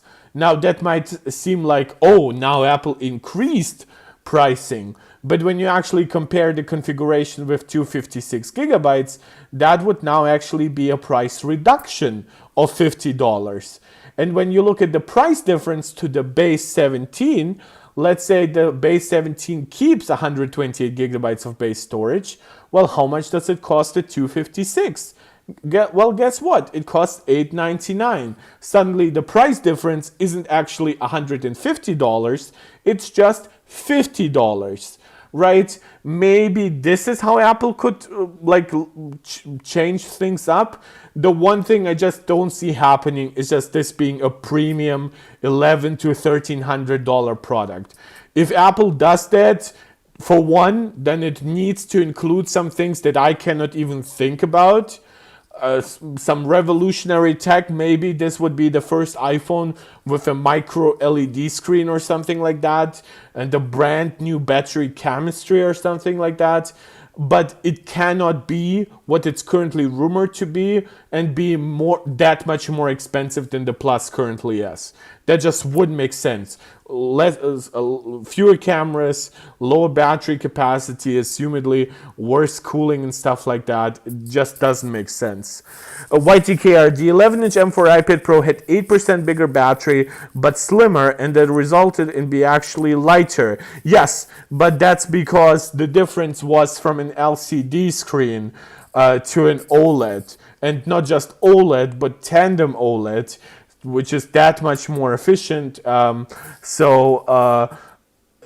thinner.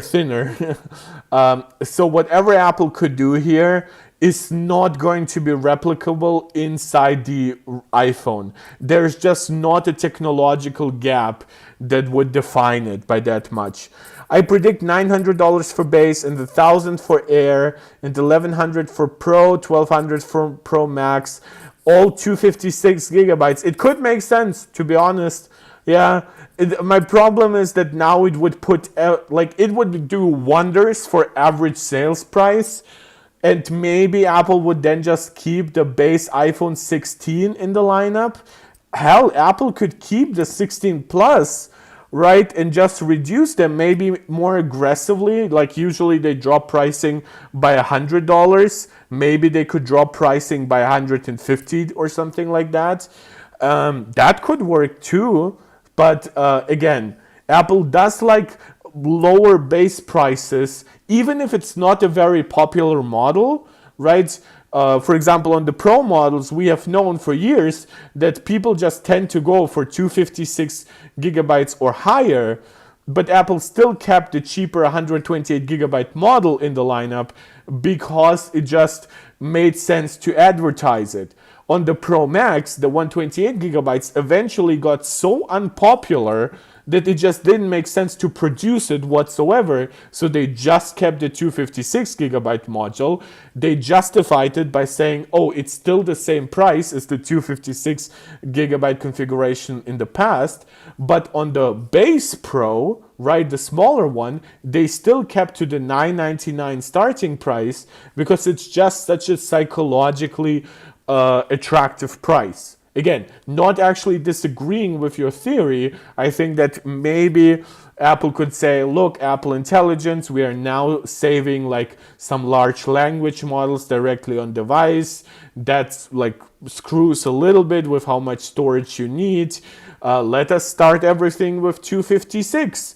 Maybe reduce the upgrade price to $512 from $200 to $100 or $150, right?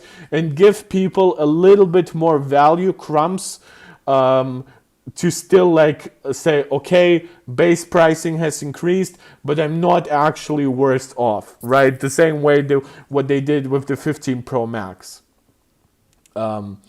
Yeah, do we have anything more than what we have talked about? Pooh expects the slim iPhone 17 model to have a noticeable new design compared to previous iPhone models. One part of that has been that we have heard rumors that we might have a centrally aligned camera rather than on the side. That's one example, but who knows? He said the device will be a mid-tier iPhone that replaces the Plus model, again, which makes this rumor so much more cohesive to me than previous ones that said it would be like a premium product. He does not expect there to be an iPhone 17 Plus, makes perfect sense. Apple will likely unveil the iPhone 17 Air in September 2025.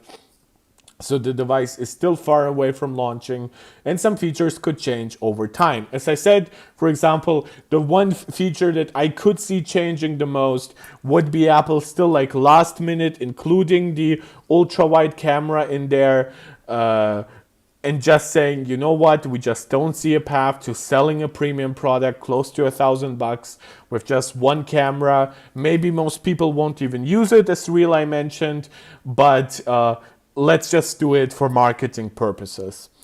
Really not going to happen unless the Macs go 512. Yeah, but for example, I have speculated here on this channel that a Max would go up to 12 gigabytes of memory with M4.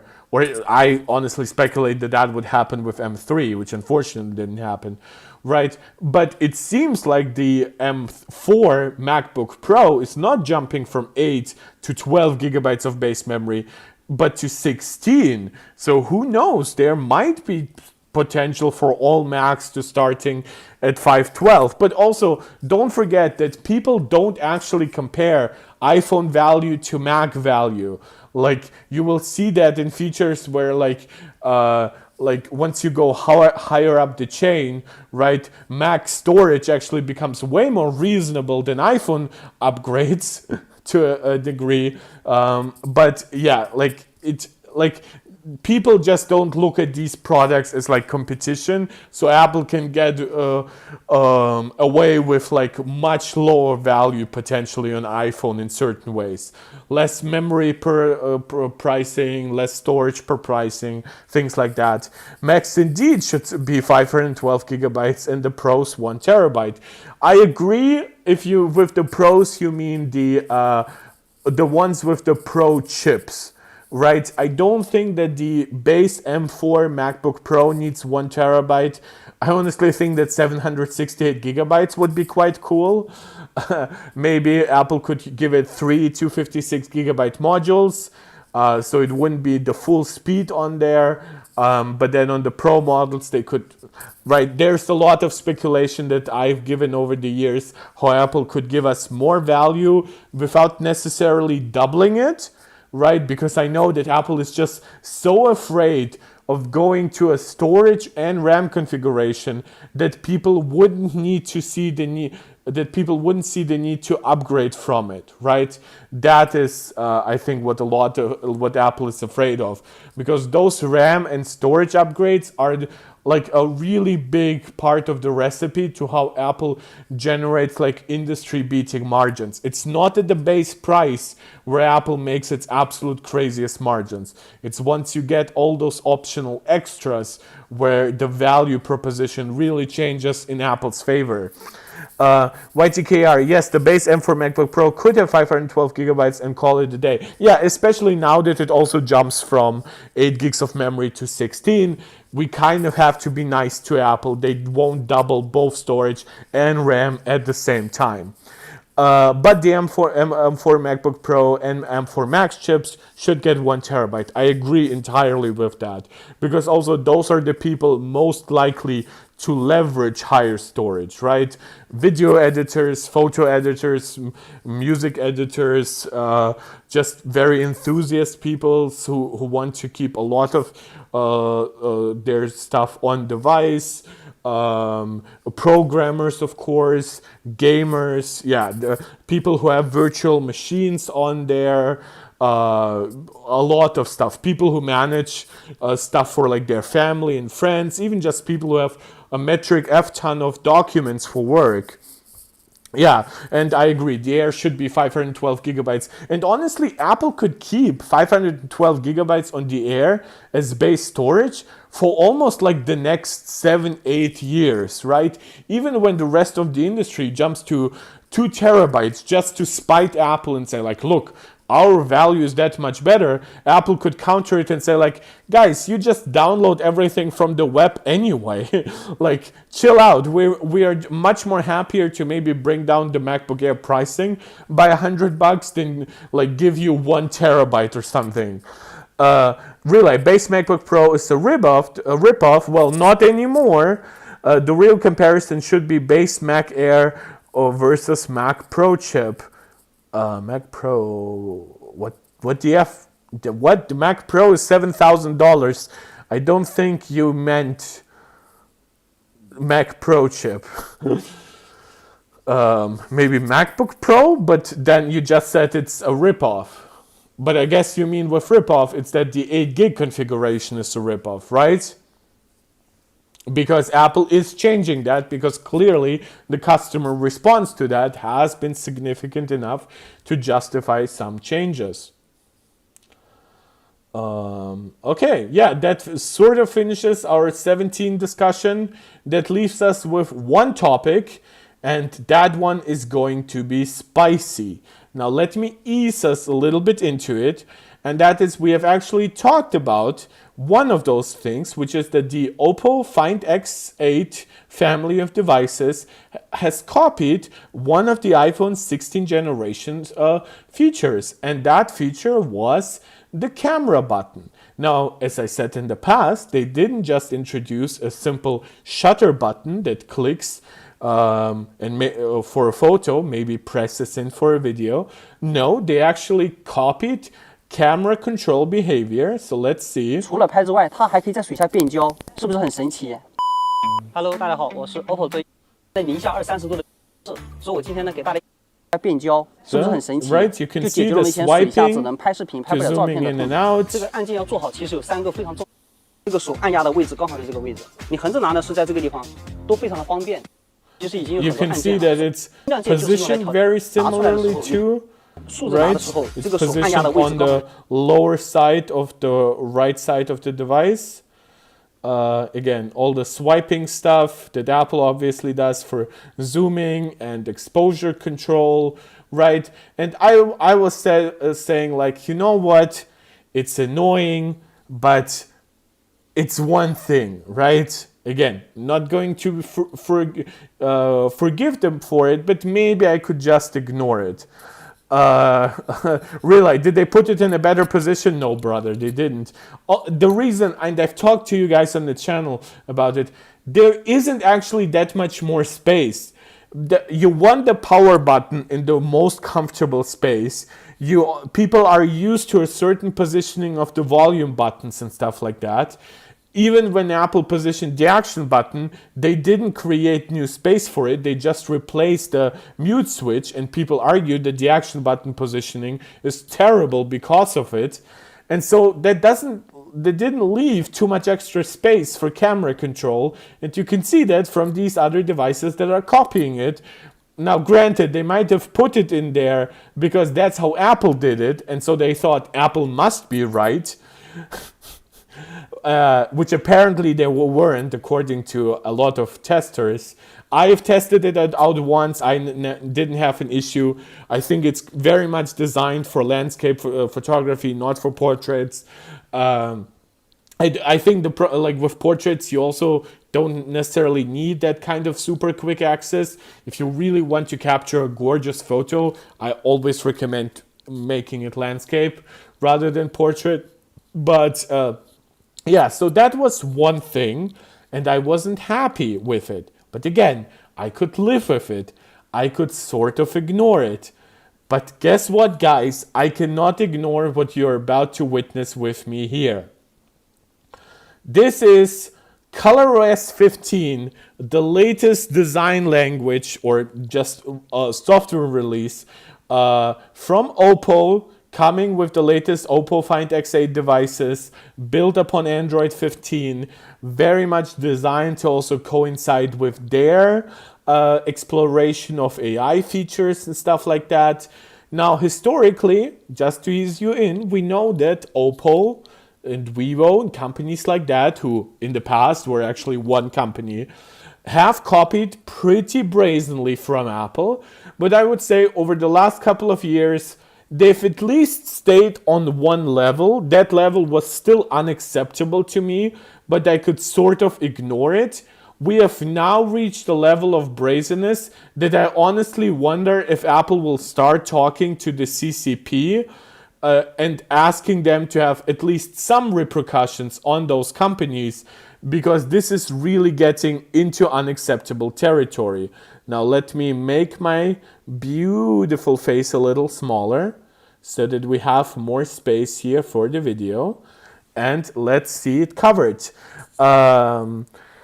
YTKR, the new 512 16 MacBook Pro is actually a great value as the base model. Always get great discounts. Yeah, like even the current 8 gig configuration. You can argue that 8 gigabytes isn't enough in general, but you don't have to buy the 8 gig config for $1,600. You can buy it for $1,400.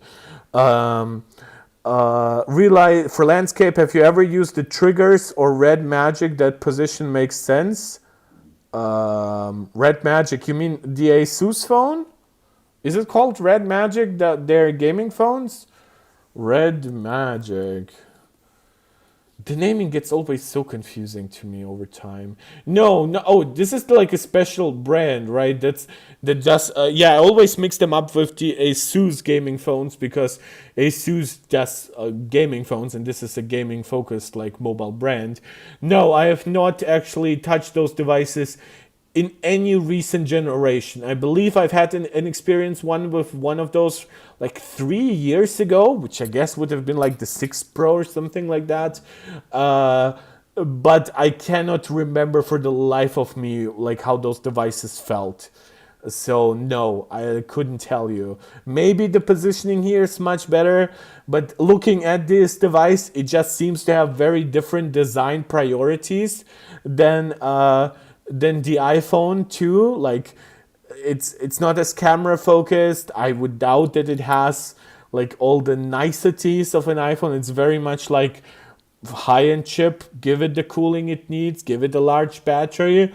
Yeah, so again, not saying it's a bad device, and for $650 it's probably by tech perspective a better value than the iPhone. Is it like, yeah, it's like an Gen 3 device, right? Yeah. So again, not trying to downplay it. I haven't had experience with it, but the reason why I specifically talk about that there isn't that much alternative placing, I'm talking about the iPhone, of course, with its somewhat fixed internal design that has been optimized for the years. Again, the iPhone has other stuff than just like raw battery capacity, cooling capacity, stuff like that. Apple has dramatically, for example, improved antenna performance over the last few years. Of course, iPhone's haptics are, in my opinion, unmatched. iPhone speakers are always the best in this specific class, you know, like premium iPhone, premium Galaxy. Like you would need like front facing, like gamer phone, like huge device stuff to actually match that or exceed that. So again, not downplaying it, just not enough experience with it. It doesn't even care about cameras. It literally has an under display front camera. Yeah, I guess now the story starts making sense, right? Because they're using their internal space very, very differently than Apple.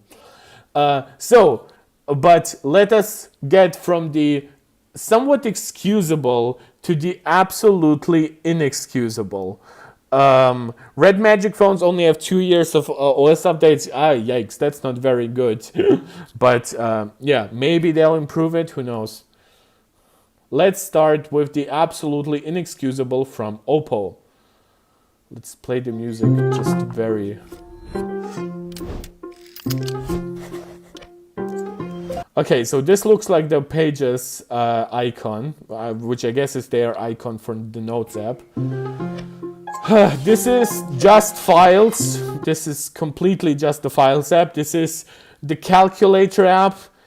This does look slightly different than the Voice Memos app. This looks like a brighter version of the Wallet app icon. Okay, the camera icon, almost one-to-one. The messaging icon has 2 bubbles rather than one. It's a squircle icon rather than a circle one. So I can forgive it. The settings icon, it's the exact same one with slightly different shading.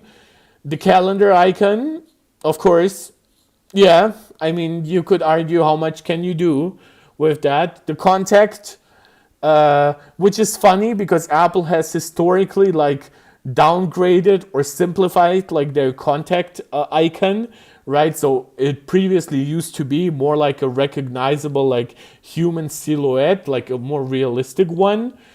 Now it looks just as simplified as Apple's. I guess that's their web browser, which I guess copying Safari, like the compass icon would have been too apparent. So I think they copied actually more like some Samsung's globe icon. The photos icon, I wonder if they put it in the middle because it's just like literally the one that's copied the most. Like I don't know every app here. Like some of it looks like game. Is this gaming? Maybe something Pac-Man-y. Maybe this is AI stuff. I have no idea. This looks like a partner finding app or something like a dating app. Yeah, Chinese government will say deal with it. Yeah, like I would usually agree, and I still agree here. Though I wish, of course, it would just be like I wish it would change. Like this is so unacceptable.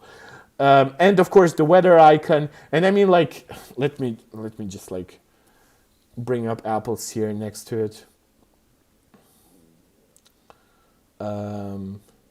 iPhone, iOS 18. Do they just have all icons next to each other? Which I mean they could have all the lock screens, just stuff.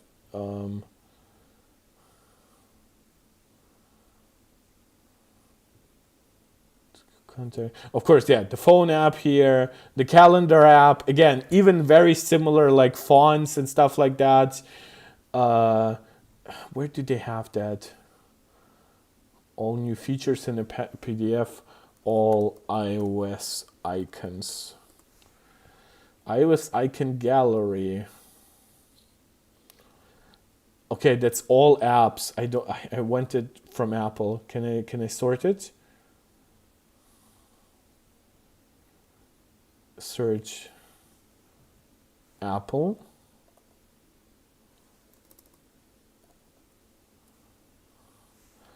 Apple Maps, Apple Music, Developers Apple 62 icons. Okay, yeah. So the weather icon, you can see it's basically the same.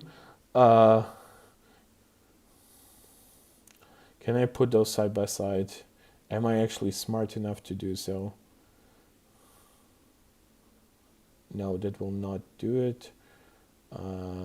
Move to new private window. Okay. So I can do that here. I can do that here.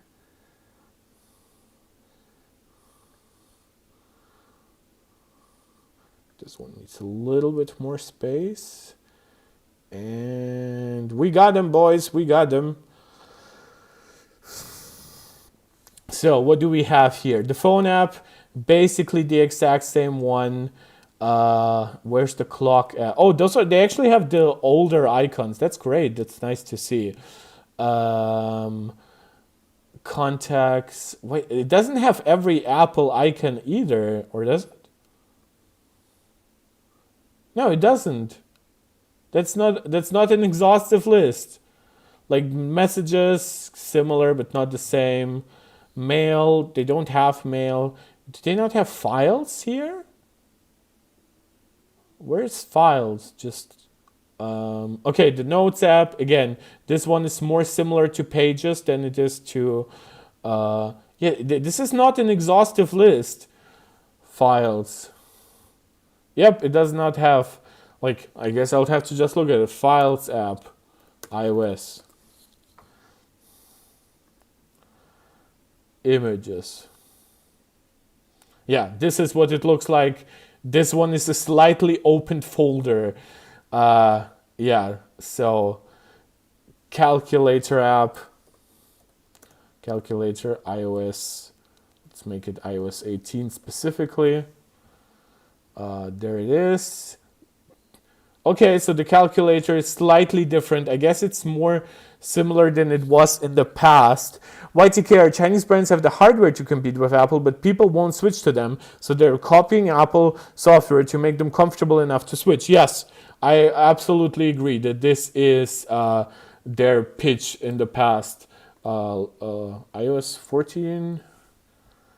Nope. iOS 12? We used to have a different calculator icon.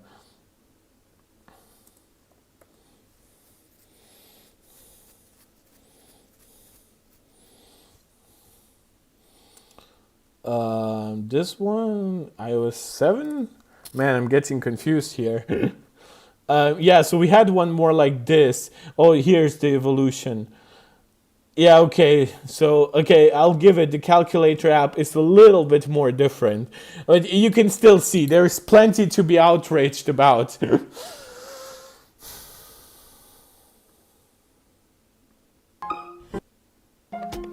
Next. Now, this is actually glyphs. So those are all the little things you see in like Control Center. And this is actually very important because Apple has like an entire glyphs like documentation for their developers, right? And it's eerily similar, right? They update it from time to time. I don't know if the 2017 version is still the latest one, but you can see that a lot of it is basically the same thing. You can argue, maybe it's just as simple as it gets, but you can even see here stuff like that just looks like AirPods, right?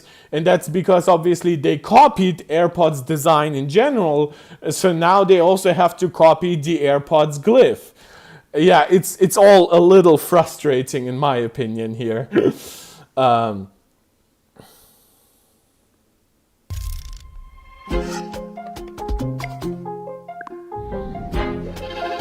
Okay, now this is where, of course, we get to the control center.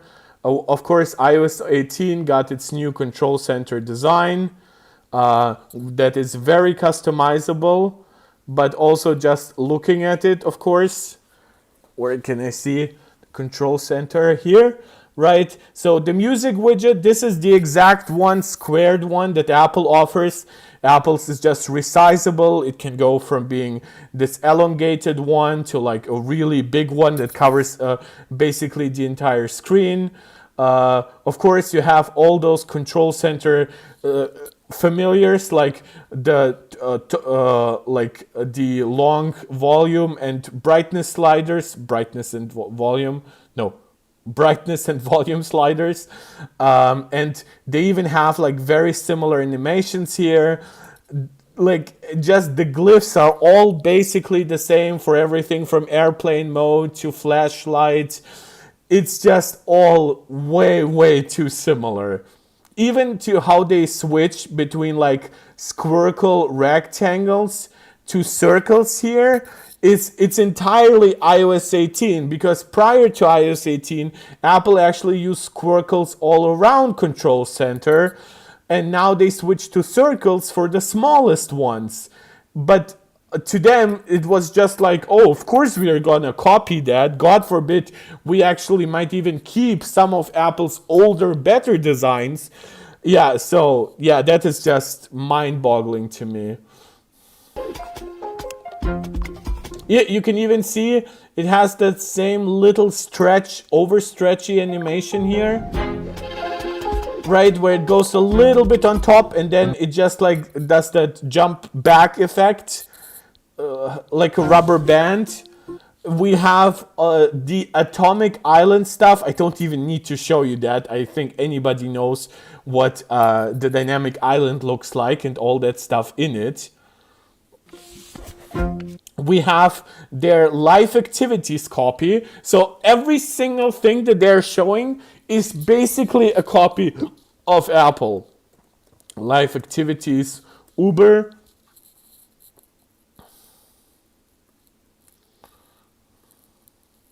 You see, this is how Apple pitched it, right? It's basically the exact same thing. It's just insane. And I know that some might say, well, this is how Uber chooses to design it or whatever. But like, come on, like literally like the exact same thing. Even stuff like that icon for something that would, like for Apple, be like AirPlay controls. That's the same.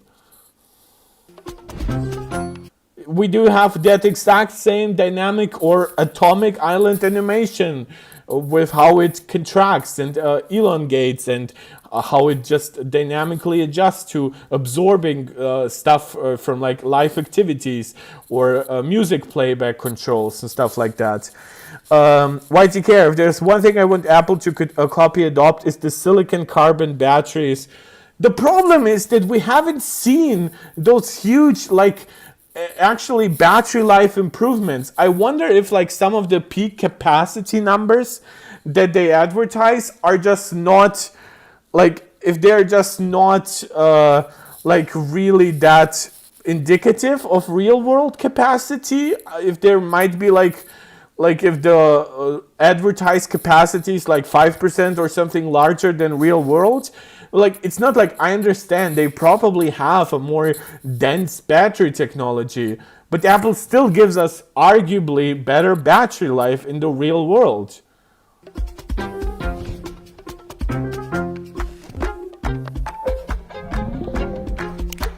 Okay, here's their animation smoothness stuff. Here is, of course, the lock screen. With, I think this will show it best, right, with the 3D overlay stuff. This isn't even a good example, though, right? Here, wait, no, they still show it poorly. Because here it's just the animal over the entire text. Like, I guess here...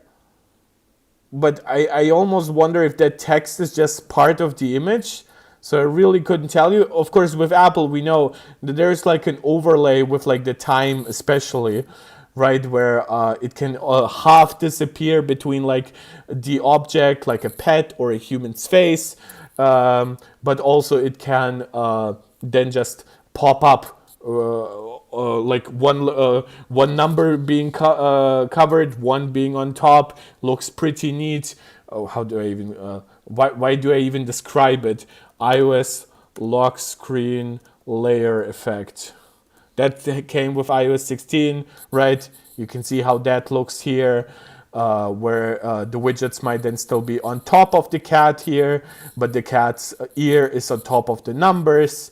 And the same thing happens with, of course, the human faces and things like that. Chinese brands are switching to silicon carbon batteries. Yeah, I know, but again, what still matters is the real world experience. And again, the problem is with a lot of those technologies, the problem is not always, oh, can Apple copy that or not? It is also always a logistical question.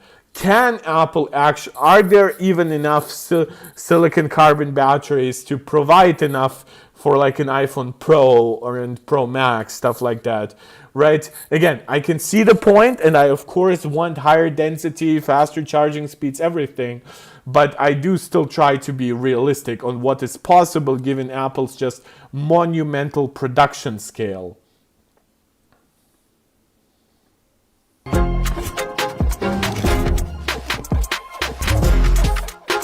Oh yeah, this is their layering effect here as well. Basically, one-to-one copy of the idea. They even do it specifically with like the time. They could have done it with like widgets or whatever, but because this is how it looks for Apple, I guess that's how it has to look for Oppo.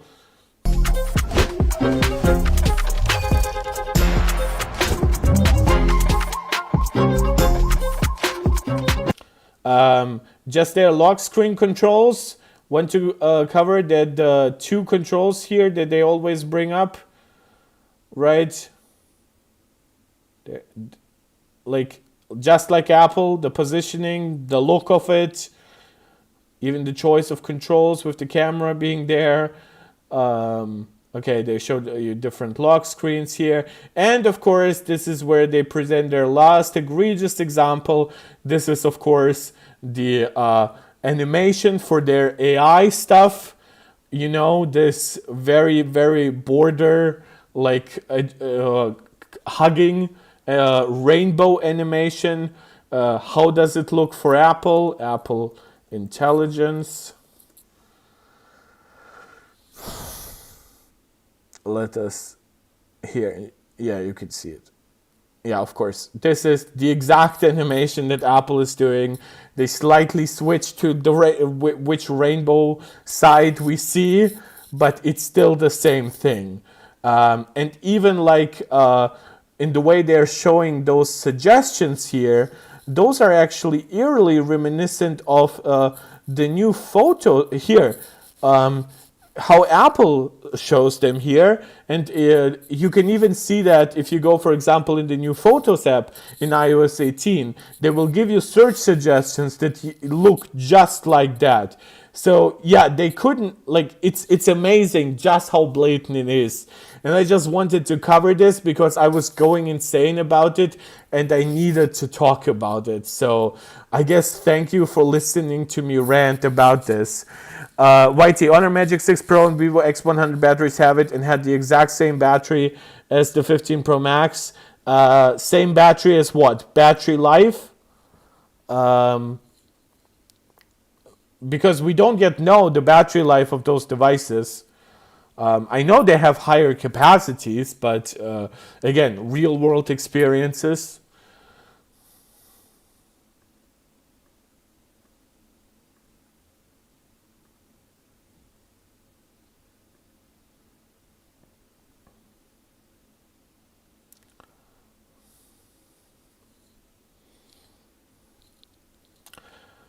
So I think this is the last example. Yeah, there is like, I mean, there were like 10 examples here, but I guess that's the end, right? I mean, it could have gone even crazier for all I care, but it still is. It's so much. It's every change that we have been getting since like iOS 14 has like some of the widget design, the live activities, design, the lock screen redesign, the control center redesign, the Apple Intelligence user interface.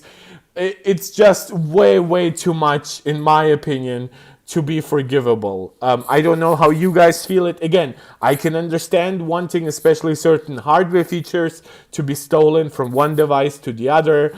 You guys mentioned, for example, silicon carbon batteries, but I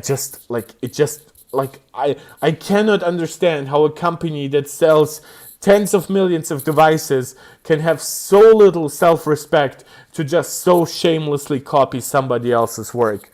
I don't want Apple anything from Apple but to adopt SiC batteries. This technology with Apple efficient chips and SiC technology will be a battery glitch for. Let me see SiC batteries versus what, lithium ion. SiC component lithium are well suited for fully this will be talking about like battery electric vehicles. Layered silicon carbon, a novel anode material for lithium ion battery. So it's still overall lithium ion. The structural stability of carbon and the high theoretical capacity of silicon for investigating the prospects of layered silicon carbide. True, makes sense. Those are combined. The density functional theory based computations first principles. Blah blah blah blah blah. Lithium silicon batteries are lithium ion batteries that employs a silicon based anode and lithium ions as the charge carriers. Honor unveils the first silicon carbon battery with 12.8% higher density. Okay. I guess this is also what we see like in the new Blue Vault battery, in like the Vivo devices that I covered. I should probably have a look into just like how much it actually changes and what downsides it might have, and of course what the current logistics supply would even look like for a product like this, right? Yeah, but that's about it for today's. Thank you for all your suggestions, whether it's new stuff for me to learn and to appreciate about software, hardware, all kinds of different specs. Really thank you so much for it all. I'll see you guys soon. Don't know, I'll probably not be able to stream tomorrow. If I can, then probably later than today.